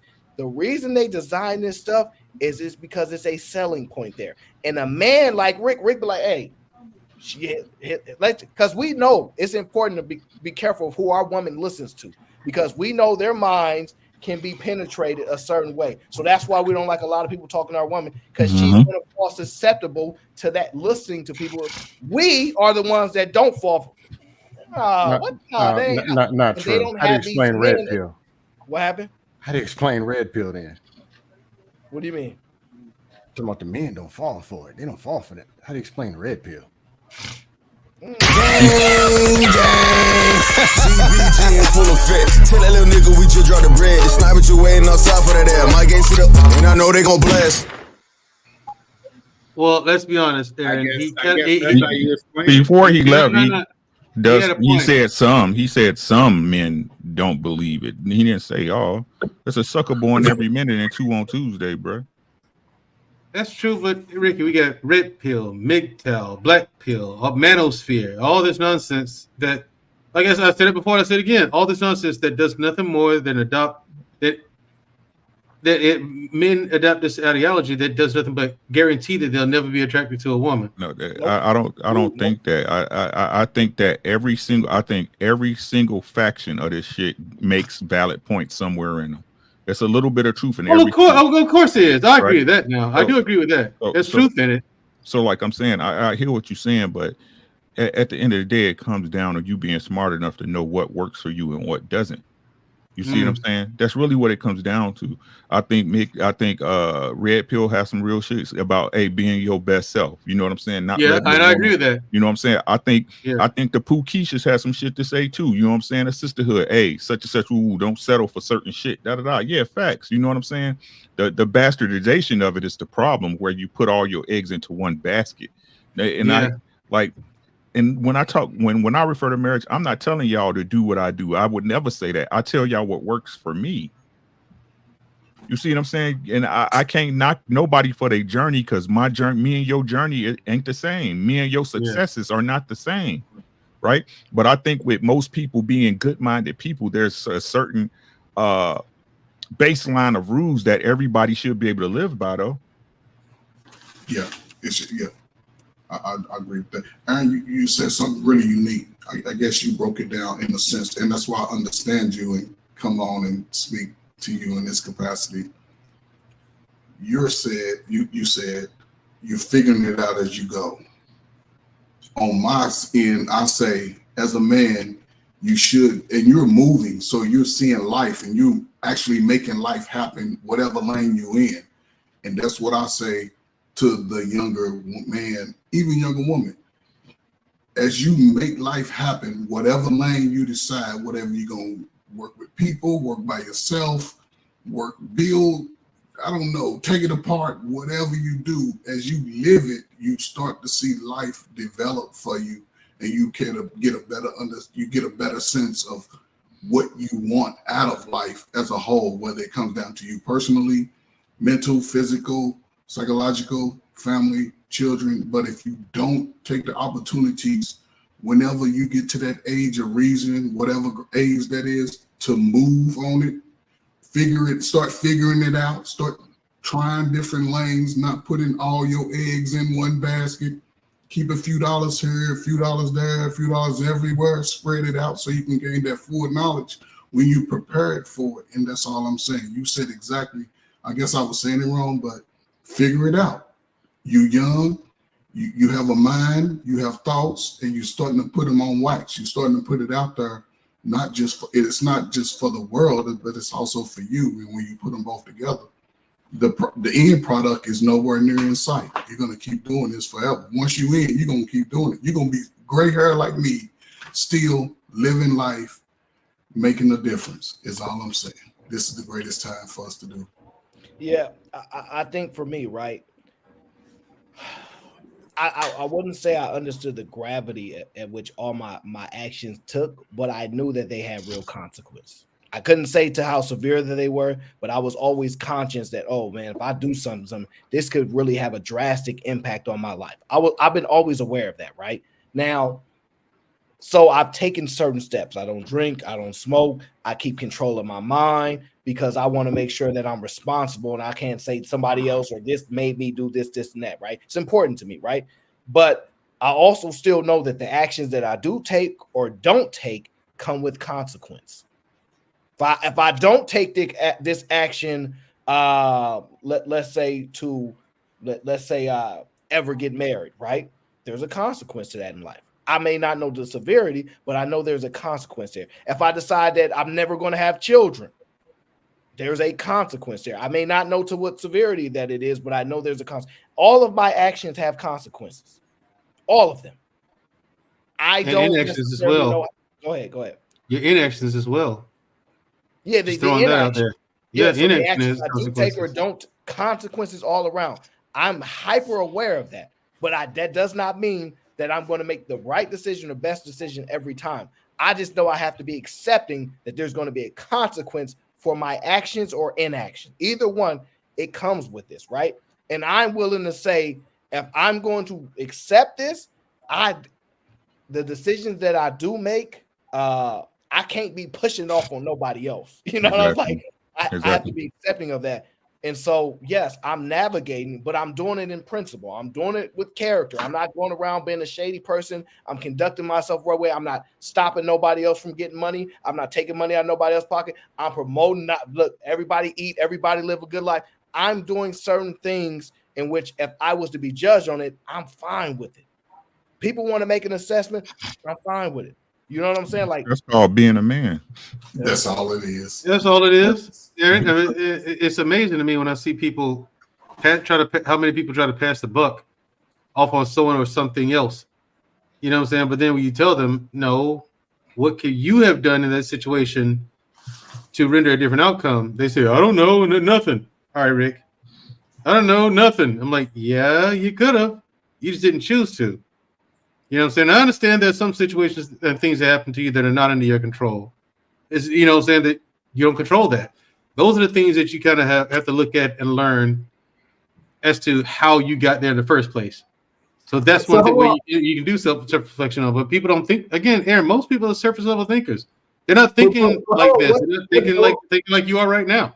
And to me, let me ask you a question. What don't you have control over? There's a lot of things. Okay, you don't have any control over your kid walking down the stairs right now. Your kid couldn't make the decision to walk down the stairs right now. You had no control over that. Now you can now after the fact, if it's past their bedtime, say, "Hey, I need you to go to bed now. It's time for bed." Thus and so. You can do that after that. However, you can't control what other people decide to do or other life forms decide to do. That's out of your that's out of all of our purviews. The only thing we can do in that situation is try to use foresight if you can, or react to it. Now that's what we do control, how we respond. You know what I'm saying? You try not to react. I say try to respond to it as opposed to reacting. Because reacting is knee jerk, no thought goes into it. It's just you're moving on instinct. But the only thing we control is how we respond in our own actions or inactions, man. The rest of it, learn from it. Learn something from every experience you have in life, and how you can avoid that situation at all times, and how you could have made it better.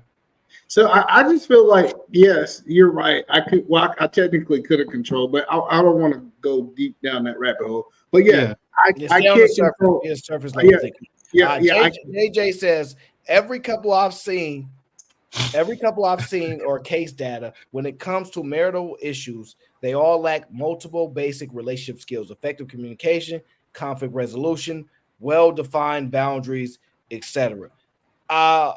It's rare that you're gonna find people that have those type of skill sets at a young age. Like the people that I find to be the most well put together marriages at that point have went through the turmoils. They like, man, this happened, and then we had to go through this, and we learned this. And I was getting ready to leave her, and this, that, and the other, and blah, blah, blah. And to a certain degree, right? It's just trials and tribulation is building, right?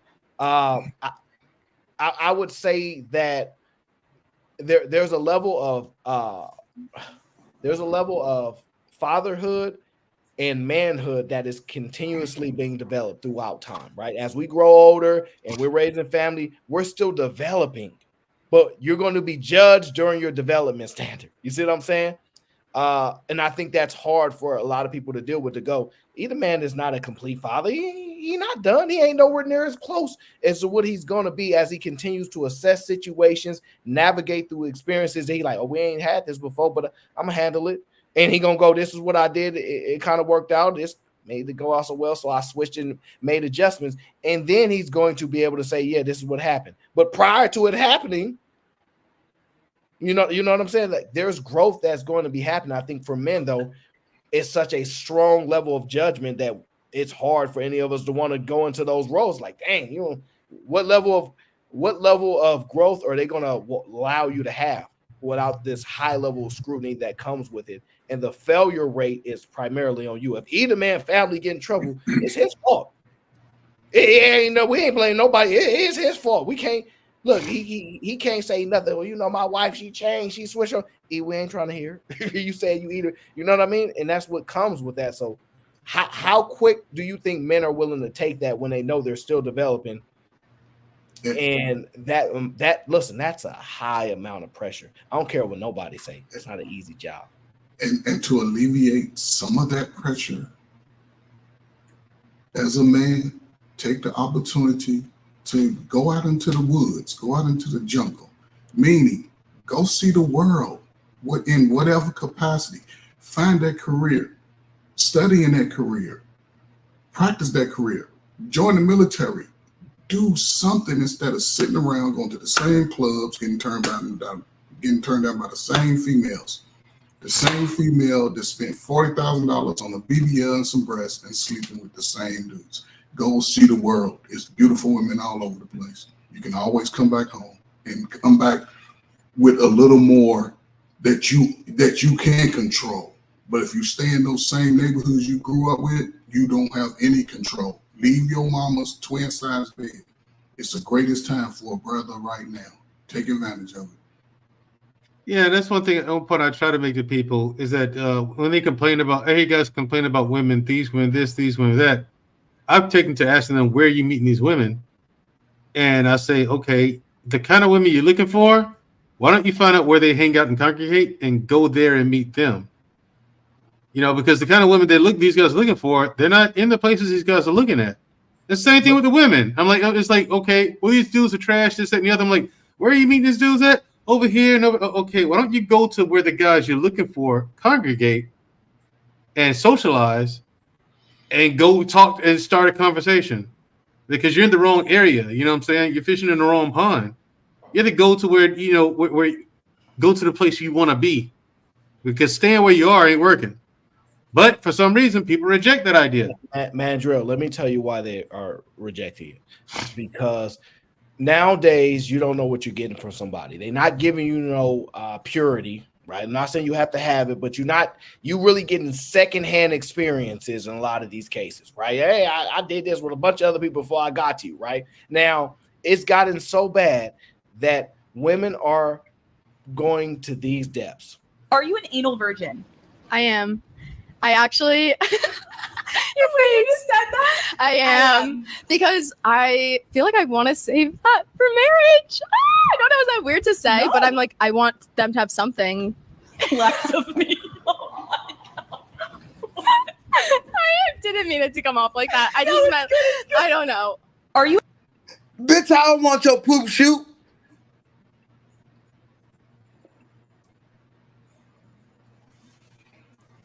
I do not want no poop shoot after marriage. Now, what you got to realize is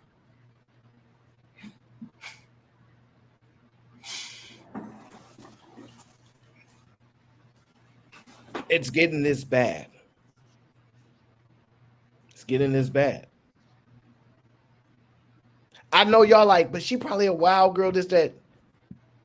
Are other girls going to argue that even if they don't say that, that's what they gonna have to settle for too? Like honestly, they gonna not admit that they kind of in that same boat. She just speaking out loud. And it is true, ladies. Guys do want to do things to you that you haven't done with anybody else. We would love that. I know this might sound crazy, but I think she's rare. Come on, man. I'm done. Come on, man. You know what? Hey, Trey, listen. I'm done. As weird as what E-Man just said is, I'm inclined to agree. No, E-Man, no. I'm not. I'm inclined to agree. No, I know. No. Trey, if you see the world these days, man. No, hold up. Trey.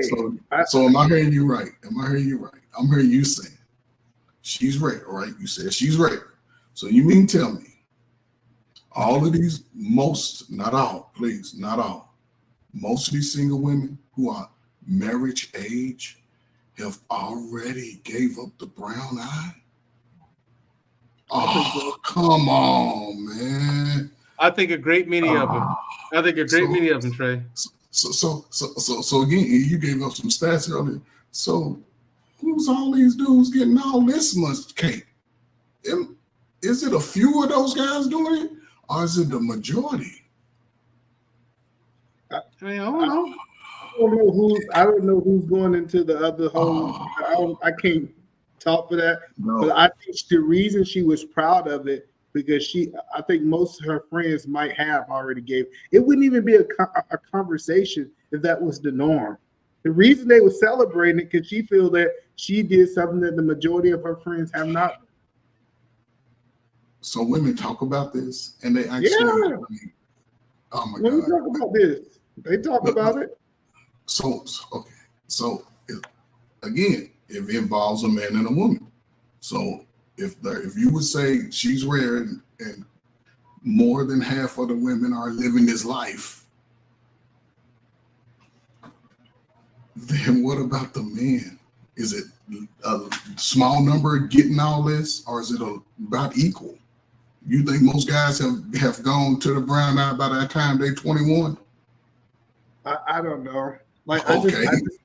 The reason I say I don't know, but I know these young guys are way freakier than y'all old guys.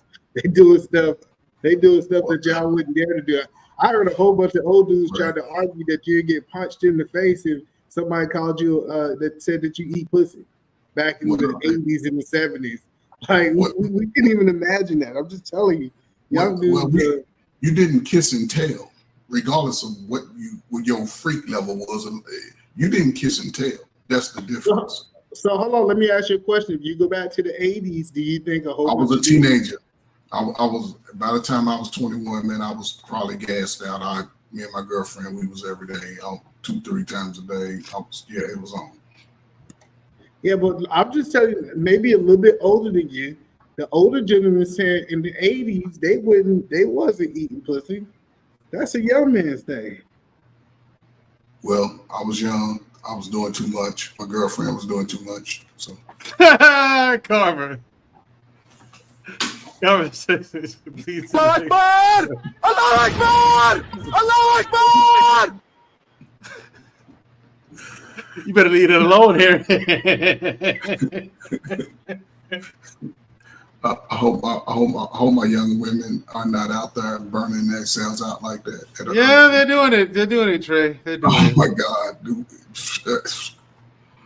We're doomed. So as a guy, why would you stay around this type of chaos? Go see the world. Go live life. Go figure it out.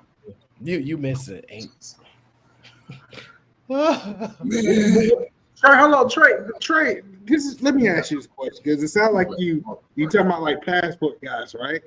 No, you ain't gotta leave America to go live a great life. You can just go from coast to coast, go north to south, I-10, take I-10, I-95, go. I get it, but what I'm telling you from LA to Florida, these women are giving it all up. Who's taking it? Men. So it's all over the place. All y'all go take a bath tonight. Go sit in a tub of hot steaming water. Spread your cheeks. Put your fingernail. Go take a bath. Y'all nasty. Well, like I get it. You might say it's nasty. I'm just telling you that these women are willing to do down for whatever. It's crazy that it's hard for you to accept that, Trey. Like it's out there. Oh, amen. The fact that you know that is scary. But I can say from the single guys, but no, we doomed. If we at that rate right now, it's scary out there. How long? Am I the only one that know that these women maybe I'm the only one that know. No, you're not the only one that knows it, man. I mean, the stories I've heard from people, my personal life, it's just, oof. God. Yeah, it's a thing, Trey. Oh my God, it's a thing. What you see as normal or special or taboo, the taboo stuff you think is normal these days. It's just like E-Man said, like back in the day, y'all said y'all didn't eat bucks, but we do. You know what I'm saying? And we don't see a problem with it. It's gotten to the point where, Brother Mandra, box is one thing, right? That monkey. The brown, I get you. You're not gonna. Okay, look. Just because you're not down for tongue punching someone's fart box, that's fine. These young kids out here today are okay with it, though. It's crazy. It's crazy that it's a song. We got a hot song in rap culture that talks about eating booty and taking the brown eye. Like this idea that we think that they ain't doing it is crazy. It's a song out on the radio right now talking about this trade. But it's all mixed. So it's just getting even more toxic because now they flipping it's like people are flipping away from their natural being and natural desires. Okay, Trey, you starting to show your age, man. No, but I'll tell you like this. You tell me wrong. So you know how guys say if you had one, you had them all. So you mean tell me people gonna be like if you get one brown eyes, you get them all? Oh my God, that's scary. The rate of our diseases is going to go through the roof over the next 10 years. You mean tell me, okay. I'm not touching none of y'all nasty folks. Y'all better wrap it up if you're going to be going in somebody's brown eye. Don't be out here catching bacterial diseases that you can't get rid of. Oh, man, this is scary. Yeah, I learned something today, brother. I learned something today, man. I hope we learned a little bit more than just that. That's tough. But yeah, man. That's tough, man. Every woman was another man freak before you. I can't even argue with these stuff. You believe that, man? Do you believe that? That every woman was a freak for somebody else? Absolutely. If they ain't a virgin, I wouldn't say the freak. I think there are some women you can tell that has not explored a lot, and they was just together, did some, and then it's the ones where you're like, oh yeah. So well, I'm just telling you, it depends on their age, right? So I'm telling you, if you get a woman that's in her 30s, and y'all just said they're doing it at a young age. Hold on, listen. Check this out. If you get with a woman that's a virgin, cool. I get it. I say that she ain't a freak.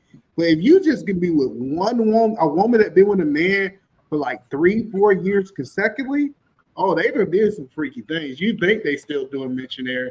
No, he doing all kind of stuff with that woman. But y'all saying by the time they reach their adulthood, they already been. I mean, I don't know. It's like they're doing it younger. By 30, it's over. At 18, 19, 17, you mean tell me they out here just exploiting it like that? Oh my God. Listen, I don't want to talk about that no more, man. Like that's the only thing they got for their husband. I want to talk about this briefly. Tony Romo, this is what this had said to be a requirement.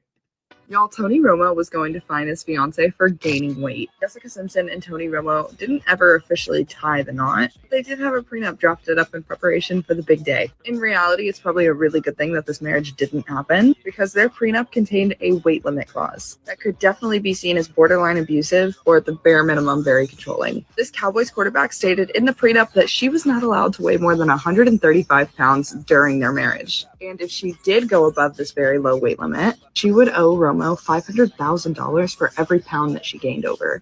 The actual audacity is crazy. Tony? Damn! And listen. Not only did he say you can't do it, he said he gonna fine you like the NFL fined him a $500,000 fee. Hey, for every pound, she's over 135 pounds. No, listen. See, I have no problem with this. And I know a lot of people are gonna have a problem. I have a problem with the 135, dude. That's hard to maintain, man. Hold on. He was in the military. Come on now. I do not but have. As she gets older, the metabolism slows down. Hold on, I got you. I'm gonna let you give your take.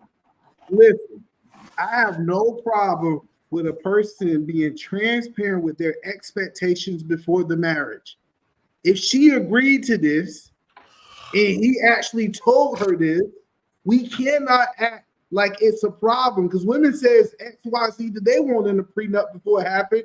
Why don't he have the right to say, hey, I want you to stay this way, this thing, this, that, because he understands that in his military contract, he got to fulfill those things. And we'll talk about, I'm not his military, his football contract, he had to fulfill that contract. So absolutely, I love that he's transparent. He let her know, and if she cannot meet those expectations, you know what she do? She don't sign it and she move on. Great job, Romo. You still sorry, but at least you know how to get your contracts together. All right. I have no problem with him putting his standards out there. I agree with you, man. However, look, my lady weighs 135 pounds in her heaviest times of the year. Normally she's between 120 and 125. Well, 135 pounds, dude, that ain't easy to maintain over time, man. I'm telling you, if you're gonna get married, marriage's supposed to be forever, she's gonna gain weight. No, you're wrong. The metabolism is gonna slow up. But see, this is the thing, right? It's a burden of performance. Listen, no man will say like, you need to stay with your husband. If he can't pay no bills, y'all outside in the streets begging for food, this. Nobody gonna be up there like, yeah, you're gonna have to stay. They're gonna be like, he didn't do his job as a husband. That's his burden of performance. Women have their limit. Hey, if his thing is like Eden Man said, hey, look, I like my women fit. This is how I met you. Maintain that burden of performance.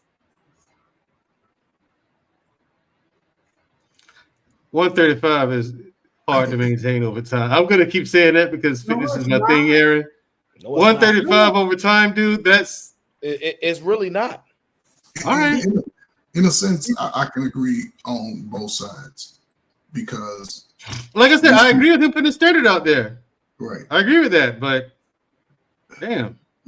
But So, like, see, great I think grandmama, she stayed 135, and it's just a different time. A lot of us, we eat more. We eat more junk food. So, and after 2-3 kids, okay, Mandrell, I see what you're saying. 45, close to 50, okay. Oh, you're right. You know, it's supposed to be forever, right? You get 5 pounds. Because as a guy, because E-Man, I guarantee you, before you got married, you was 40 pounds lighter. So, but cool, I'm not hurting this. I'm not a girl. Listen. The problem is my wife was 135 pounds, 9 months pregnant. She was 9 months pregnant, 135 pounds. So when y'all saying that this ain't no realistic expectation, it is. That now as she gets older, E-Man, come on, man. I don't think my wife will ever be over 140. I don't care what she eats. I don't think mine will either, man. But I mean, holy shit. But that's because she's a small woman. You know what I'm saying? But at the same time, we've seen Jessica Simpson gain weight before, though. But do you understand that he put in the contract for you to decide if that's something you want to do? Right? I'm with you on that, Aaron. I just think the standard's a bit high. Is a really, really successful man. He got a lot of money. He ain't no broke man. He made a lot of money. He's doing broadcasting. He's making a lot of money. If she divorced him, she gonna get some of his money. No. I'm sorry. No. Look, he has his standards. And listen, one thing y'all don't know, certain guys like the big butts, the big chests, and skinny women. They don't like big women. Some men do like big women. There are some men that like that. There's a reason why they always so tiny. Their men like certain things. That's not uncommon. I don't know, God, that ain't uncommon. I hate to tell you. Ain't uncommon. So I'm gonna use Serena Williams. So in her prime, in her finest hour, she was 130 pounds or less. And she had one of the top bodies in far as women fitness out there in her prime. No, in her prime she had that. In her prime, she had a nice. Yeah, in her prime she had a nice body. Before the children. Jessica, she had a nice body when she was in her 20s. Color home. Now that I think about it, Jessica Simpson got a lot of money. Yeah, because she was Daisy Duke and Dukes of Hazzard, man. I mean, she had a nice body when she was in her 20s. No. She was doing her thing for a minute when she was married to Nick Lachey. They had that little little TV show, whatever. Yeah. She never. You know what, Tony Romo? I respect you, but she probably. I don't know. See, but listen. Jessica is 5'3". Yeah, she's small. She's a small woman. Oh, well, shit. About a 6 foot tall woman. Oh, well, shit. All right. Yeah, she's little. So what about a sister 5'7"? Wait. What's y'all point about Serena? I'm confused. No, as far as her prime in her body, what's her prime body. Under 130 pounds? Was she under 100? She has never had the nice body, man. Not the nicest body out there. That's cap, bro. Come on. I said that's sports. They not gonna let you do no Serena. Come on, you can't do Serena like that. Come on, E. That's the truth. Like, to who? It ain't right. I don't know, man. Well, I guess guys ain't visual. If it ain't true, guys ain't looking. I don't know what they looking at. Just because a woman got the butt doesn't mean that she got the nicest body. Like, are we just saying just because she had a booty, she had the nicest body? It wasn't about the butt. It was the body. You said nice. You didn't say she had a nice body. She had thin waist. She had nice C cups, B cups. You don't want no triple D's. You know, she had a nice derriere and nice legs. She had it all. The problem is you didn't say. I'm not arguing that she had a nice body. You said she had the nicest body. Look what T.O. said. T.O. said the housewife shows they be 40 to 50 years old with like 120 pounds with a balloon chest. That's all liposuction and silicone. Hey, that's all liposuction and that's how that silicone. show be looking. Some of them kids and them, and Papa coming through with it's different. It's different from being married though. It's a different weight women. Most married women that I've seen have nice shapes. Most married women have nice shapes. I don't know where you at. Word up, man. They know. They normally let it go, dude. That's an age 50. They normally let it go, man. That's an age 50. You catch them at 30, 35, 40, man. Come on, man. I'll put them up against most single chicks. The most single chicks already blown out. No. What state do you live in? I just want to know what state. What state are you in? I'm in Kentucky area. We done with this conversation. No, I gotta ask a question. Now, hold you telling me if I go to Kentucky, I'm in the Louisville area. Yeah, you go there. I just want to hear you right. If I go to Kentucky and I get a whole bunch of 65-year-old black women, they gonna be in shape. Here we go, man. 65-year-old. 55. What age you want to go? 55? Man, the majority of them gonna be in shape. I'm talking about women in between the age of 21 and 40. Oh, okay. So you're talking about young women. I'm not talking about no old woman, just like I ain't talking about no old man. All right, so that's what I'm telling you. If I was to get a random 1,000 people that was 21 to 40 that was black women, majority of them would be out of shape, bro. Yes, but those women are not qualified. I'm trying to follow what you're saying when you said that if you was to get these women in shape. And speaking and comparing it to Serena, most sisters of color who work out, play basketball, run track, do anything of activity, swim, whatever, they have the baddest bodies. Simone Biles had a nice body. She probably 108 pounds soaking wet, and she looks like she's a gymnast. Right, but most people who are active like that, a lot of sisters are not active. They're not doing nothing but getting their hair and nails done. Listen, sir. Listen. I like Simone Biles. I think she's a heck of an athlete. I think she does good for the community. She's highly successful. She exemplifies, I would say, greatness. Right? She's changed the game. So we're not gonna say nothing bad about her. We're gonna leave that alone. I believe she got a husband, all played in the NFL. Leave her alone. But no, like either man, we gonna move on.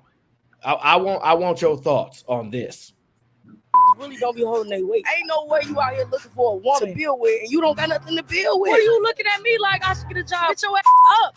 Really don't be holding their weight. Ain't no way you out here looking for a woman to build with, and you don't got nothing to build with. What are you looking at me like I should get a job? Get your ass up. Is that true, either man? Nah, I'm an advocate. I advocate for broke people getting together. I think two broke people get together, y'all can build something and make something that y'all ain't had before. This idea that you gotta have something, bring something to the table before you get with a woman, I think it's just a bad idea. Now you broke, she broke, y'all get y'all broke stuff together, y'all get a plan, and y'all get married. In 10 years, you won't be broke no more. Build something together. You ever know how much closer that's gonna bring you to the two of you? And you respect her. I promise you. Like if you build it by yourself and you get the woman, you really don't respect her. You don't respect her from the aspect of what you built, because you look at it as yours. But when y'all build that thing together from the ground up, you know that she ain't there just because you at the top now. She went through all the valleys, she went through all the lows to build that thing with you. So now I can come to the table with absolutely nothing. Just listen, that was hilarious. I'm sorry. They ain't building nothing. You don't even mess with men. What are you talking about? You don't mess with men? Like, listen, ain't nothing worse than people that don't mess with women. Well, I don't even want to answer at this point. But Aaron, the fact that she is a woman, even though she is a woman, okay, biologically she's a woman. the fact that she is a woman, do you think that her words champion majority of the women that guys are trying to date? Or is that a small group? Is that a small group of women saying this? I think she want a man. Look at it. She really want a man. Listen, she want a man that got something. I know y'all think she's good. But does her voice speak for the majority? Does her voice speak for the majority or the minority? Well, let's hold these women accountable. No, but does her voice speak for those women? Most women are just a small number. Listen. T.O. says, how old is that little boy? He looked like he's 14 to 15. Bring some. Oh, that is I don't know where that person from. I don't know where Play it again. I want to see again. I want to see what she said again. Okay, you asking for this. Really don't be holding their weight. Ain't no way you out here looking for a woman to build with, and you don't got nothing to build with. What are you looking at me like I should get a job? Get your ass up. Really don't be holding their weight. Ain't no way you out here looking for. What she said. I knew I heard it right, Aaron. She said, "There's no way I am out here looking for a man." If he listen, she want a man. She really do. I'm telling you, she one of them studs. They got old Uncle Drew coming through there about 12:30. She trying to build with a man. She want a man. She made that personal. We know that stud want a man. I know y'all be thinking these studs that be wanting these women. No. So the women who are not studs, it's the women who are not studs. Does she speak for you all as a group? Is she in front saying, we don't want to build with you? Is she that voice for y'all? Is all I'm asking. Because apparently that's what the complaint is. Don't nobody want to build with nobody. So she speaks for the majority. I think that's Trey, I think that's the biggest load of crap I done heard in so long. This idea that women don't want to build with men is crazy to me. I done heard countless of stuff. You know, men that told me, man, I got with this girl, man, she invested into my business. She put me in, like, they want to build with, like, they want to build. This idea that they just want a ready-made family, and they don't want that. I'm telling you what they want. No, amen. I've met and dated women who don't want to build with you. I met and dated women who didn't want to build with me. Because I'll pitch them business ideas and have, hey, how about this? How about you take control of this, that, and the other, and then I'll split equity with you. No. Well, they'll lie and say they think I'm full of shit, but I have contracts drafted. But I have contracts drafted. You know what I'm saying? That's not what we're talking about. We're not asking you to get a business partner. I'm in a relationship with her, but you don't want to build? But man, you gave an example. I'm left to do it. Amen. Listen, the work don't stop because you say no. I'm still building that shit by myself. No, but listen to what I'm saying, Mandrell, right? Mm-hmm. I'm talking about a chick that's into you, that want to be with you. I ain't talking about somebody. They want it's somebody I'm dating. It's someone I was dating, and we were seriously talking about marriage at the time. She said no. But hold on. So I don't want to put your business out there, Mandrell. But I remember we had a conversation. You said you had a woman want to build with you, right? She was trying to help you with your business, right? Yeah, but until she didn't. That shit was wild. Hold on. But she did want to build with you at one time. She said, but then when I had contracts drafted and shit like that, and I was trying to sign on the dotted line. Wait, hold up. What? Okay, cool. But that is not building. Signing a contract with a woman and making her into a business partner is not building. We're going to build that business together. No, but that's not what I mean by building, right? Building is not me, you being my business partner. You is filling in the gaps. For example, before we got an assistant, my wife understood that, hey, I got to be assistant to all this business. I'm going to fill in the gaps to get you what you need to do. My wife didn't ask me because she'd be, let's talk about how we're going to make decisions and all that. She just said, I'm willing to be what you need me to be for me to get to where I'm going. So from an assistant and all that kind of place, she was there for me for that. We built it together. Did I do majority of the work? Absolutely. But she was still there assisting me throughout the journey. I'm not looking for somebody who be my equal partner, 50-50. But Aaron, she would not have been equal. But bro, 30-70? Either man, your wife maybe like 20-80. In your example, she put in 50% of the work. She's worked with you along side by side. And you said earlier, a sister wasn't even willing to commit to. Oh, let's not do no sister world versus Asian world. Let's not. He said that. He said he had conversations with individuals, and you said sister on purpose because you want to alienate black women versus Asian. No. I'm not. I'm saying that. I'm saying a sister will build with you. He's speaking from example that I'm getting from either man is that his wife is of another culture. Correct. So her mindset is different. I'm talking for most of us. Listen, this young lady. That's why I asked you love black women or not? Is your mama black? Listen, my mama's black. I ain't never dated outside my race. Never would. My wife is a beautiful cocoa caramel chocolate. Well, hold up. It's not my problem because I'm winning in the game that most people are losing in. I'm already there. I'm joking, bro. No. What I'm saying, no. Because now I understand how you think about it. I believe, and I could be wrong, that most sisters early, before they actually get that 10-year dating game in their life, most of them want to be married. But the examples that they see scare them, so they'll go 10 years based on fear, but they still operate normal when it comes to them. They're going to still have a child. They're going to still get their own place, their own car. They still going to move in that capacity. And all this time, by the time they loop back around, by the time a lot of young adults loop back around and they 38 and 40, a lot of people that are already built, so they're not willing to sacrifice anything that they built at that time. Building starts early. All right, let me get to KGY. Shout out to KGY. He gifted 5 memberships. We now got 6 more members. Gang. It's only a matter of time before we get a couple hundred members. We on our way. And also shout out to T.O. T.O. says, how old is that little boy? 14 to 15. I read that one. AO studs be having women and masculinity problems too. Cheeky spoke on it earlier. I missed that one. I missed this show earlier. Yeah, but listen. AOC this Friday. I'm feeling some type of way. I need you to drop the HR department in the back. He been promoting Friday like we ain't got no Thursday show.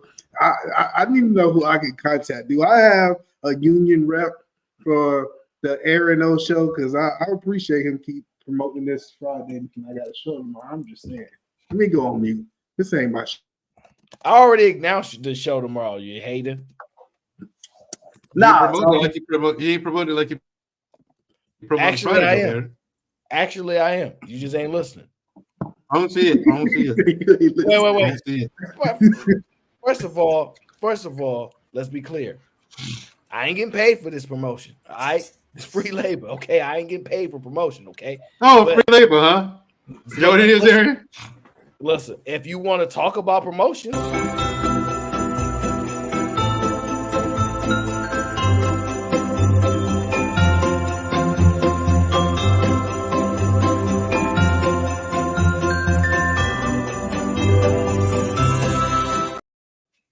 make sure you shop the Raw Gallery this holiday season.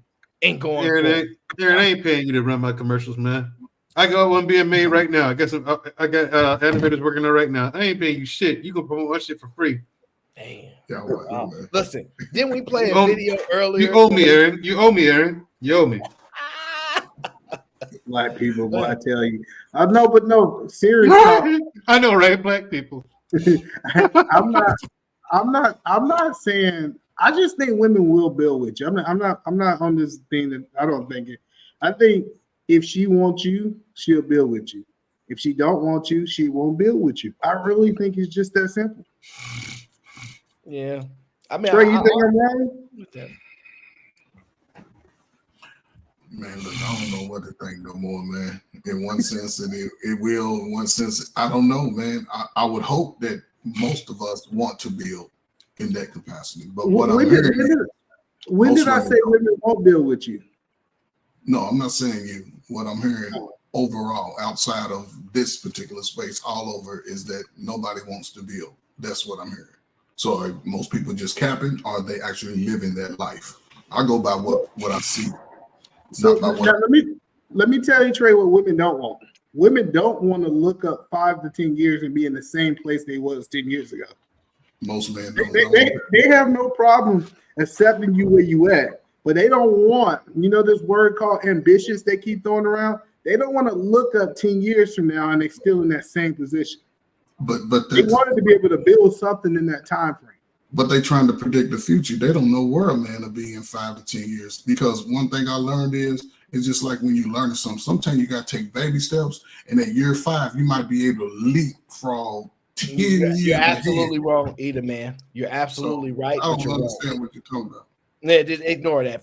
This is the problem, either, man. What you said is accurate. They don't want to be in the same place. They don't want you to be in the same place. What's their burden of performance over that 10 years? 135 pounds according to Romo. Exactly. The point of it being, this is the problem. They want you to be ambitious. They not evolving and getting better to a threshold that we can put a burden on them to make sure that they're doing what's their performance? How are women being graded on their performance over the next 10 years? Well, Tio says tell them they need to be ambitious in that kitchen. No, see, that's the point. Is because when I say things, people say, "Oh, that's your anecdotal experience." Everybody try to say that, but my expectations is that my kids can fluently speak multiple languages. Right, my kids can read at attempt. I saw that micro expression. I read quickly. I got you, but listen, I want my kids, reading at a 5th grade level before they enter into preschool. Like, she do have a level of performance to meet, but I think that some people don't have those expectations for their family. Like, I want my kids to know math. I want my kids to eat. I'm with you. Now, as a matter of fact, I'm going to talk about it, but that's the standard. If you have to be a teacher.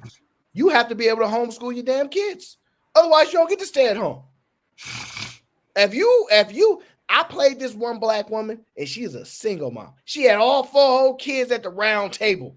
Pens out. Hey, we doing this. This is percentage rates. This is cost basis. I'm like, if y'all can't do what she doing, y'all ain't staying at home. You're not staying at home. Y'all can't even do what that woman is doing. Y'all not equipped. Most of these women, their children are not performing well because they can't teach them. They have an inability to teach. You don't get to stay at home unless you are a teacher. I agree. I do think if you stand at home, your kids should be learning something every day. Your kids should be.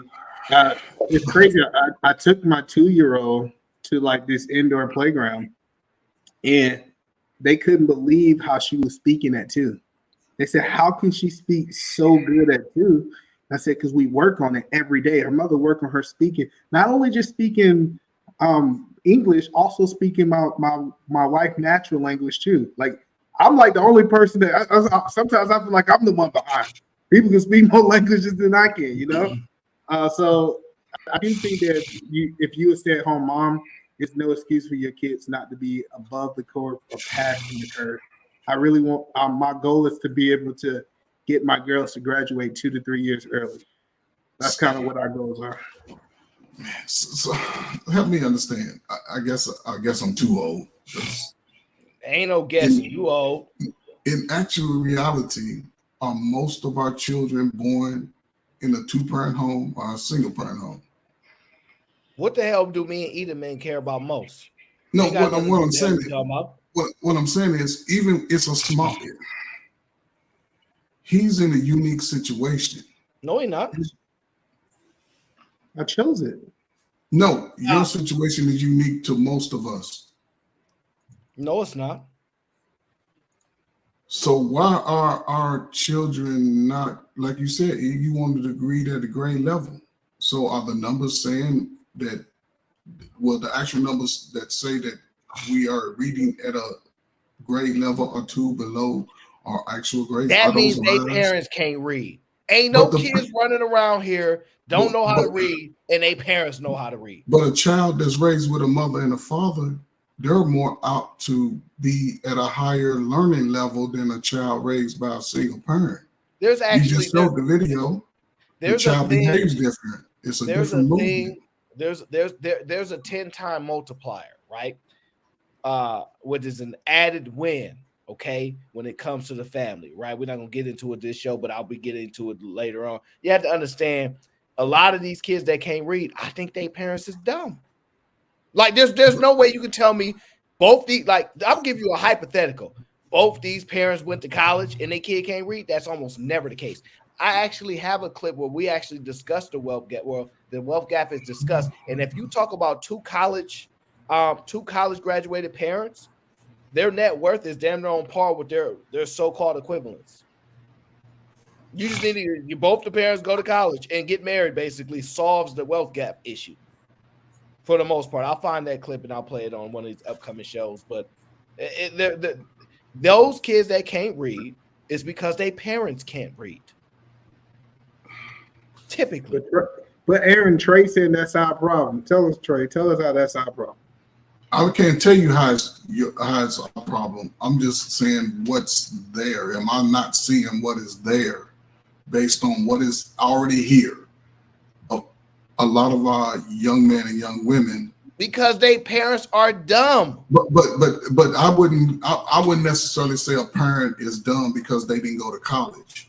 Father could I'm work gonna repeat it again. If kids can't read, their parents ain't good at reading. But I don't think a father in that house. I don't know. Maybe I'm missing it. So it's I don't. I see. I'm gonna read the super chat because you missed it. Tio says ambitious and excited and mopping and sweeping the floor. So Trey, listen. What I'm trying to explain to you is right. People that are well read, their children typically know how to read. Now, the children that we speaking about that don't know how to read are really, really bad at reading. They parents ain't good at reading either. There's no way you telling me these parents are really, really good readers or whatever, or even above average readers, and they children can't read. That's almost insane to me. It's possible, but highly unlikely. No, I'm not. What I'm asking is that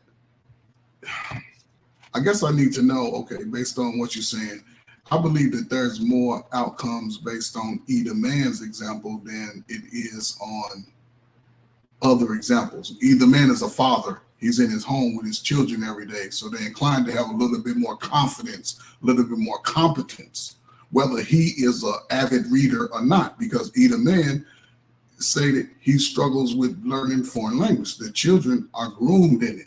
So whether a father, because it was different.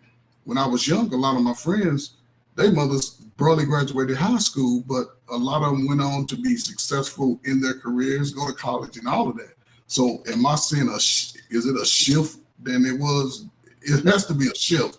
I got what you're saying, Trey. So you're trying to go from the positive angle. We're talking about the negative angle, because we understand that just because your parent can't read doesn't mean that you're not going to learn to read from tutors and different things from school, because you still got other people to teach you.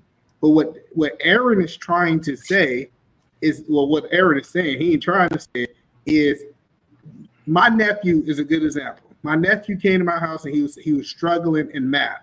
Math is my thing. He stayed with me for 5 months. It would have been crazy if he left my house and did not know how to do math when I do math. It doesn't make like logical sense for that person to be living with me with something that I have mastered and not teach them how to do it. The only reason I wouldn't teach him how to do math if I do not know how to do math. Yeah, that's a good point. Like, I suck at math, but my parents suck at math too, so it makes sense. So you got to understand the things that you're good at. It's wild crazy for your children or anyone around you not to start to pick up on those things.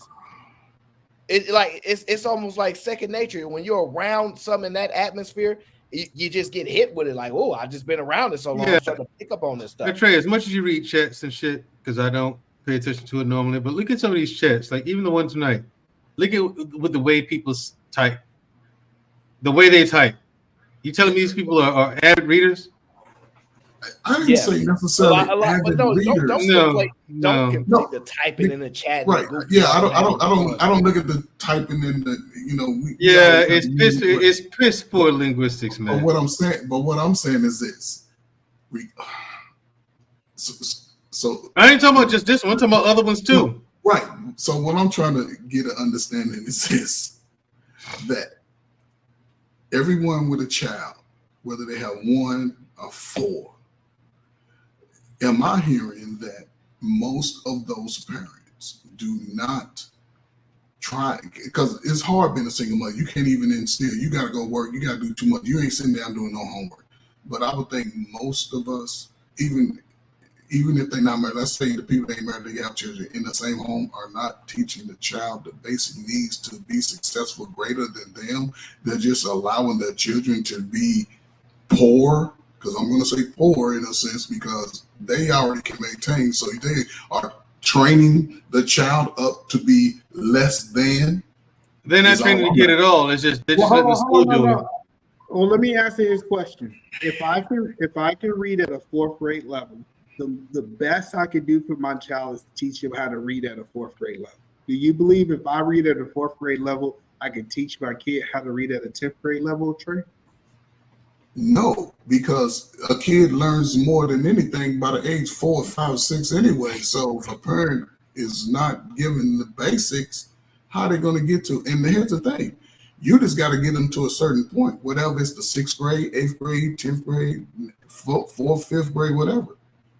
That has to be reinforced, whether they, I don't know. If y'all telling me what I'm hearing right, we doomed. I don't know. So Trey, I get what you're saying, Trey. Just think about it. If I read at a 4th grade level and I'm sitting down reading the book at a 10th grade level with my child, I'm incapable of teaching them better. That's why they can't do it. I'm not capable. So what Aaron is saying is, since that person is not capable, I guess we can throw the olive branch that maybe the school can do it, and we know the school ain't doing it. Is that a small number or is that the majority? Because it seems like that is trumping the ones who can. It's like, I mean, no, we're not arguing the people who can. If I can read at a 10th grade level, I can teach my kid how to read at a 10th grade level, or so on. We're not talking about who can, but what Aaron's point was, the kids that cannot read, he would bet his last dollar, and he's not a betting man, that the parents cannot read either. Because you don't enforce your weakness to your children. Most parents don't do that. So both the male and the females at fault is what you're saying? The baby making age of adults, they all fell in there. Is that what you're saying? Because you're not saying all. That's what I'm saying. But what I'm saying, if 2 parents, a male and a female, one's a male, one's a female, and both of them can't read, so the children won't be able to read. So both of them have contributed to the failure. No, it doesn't mean you won't be able to read. So like some of us do better than our parents, but because we're able to adapt to other learning styles and other people around us show a level of care into our development, right? So you can still learn how to read. I'm saying if you look at the kids that cannot read, it's highly likely their parents are horrible readers as well. Tio says, chat lives matter. Don't worry about us down here in the trenches. Yes. So let me give you an example, Trey Ferg. Read. Can you see me, Trey Ferg? Read my lips. The show is over. The show is over. Read my lips.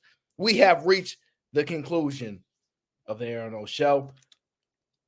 I was going to cancel on y'all, but y'all got mad at me and said I can't cancel. So I decided not to disappoint. Tomorrow, Thursday night, Either Man Takeover. Be there, be square. He got to live up to what he said since he's so mad about AOC Friday night. It is what it is. I appreciate you guys for joining us. Make sure you guys leave a comment at the end of the show. hit a like on the way out. Until the next show, we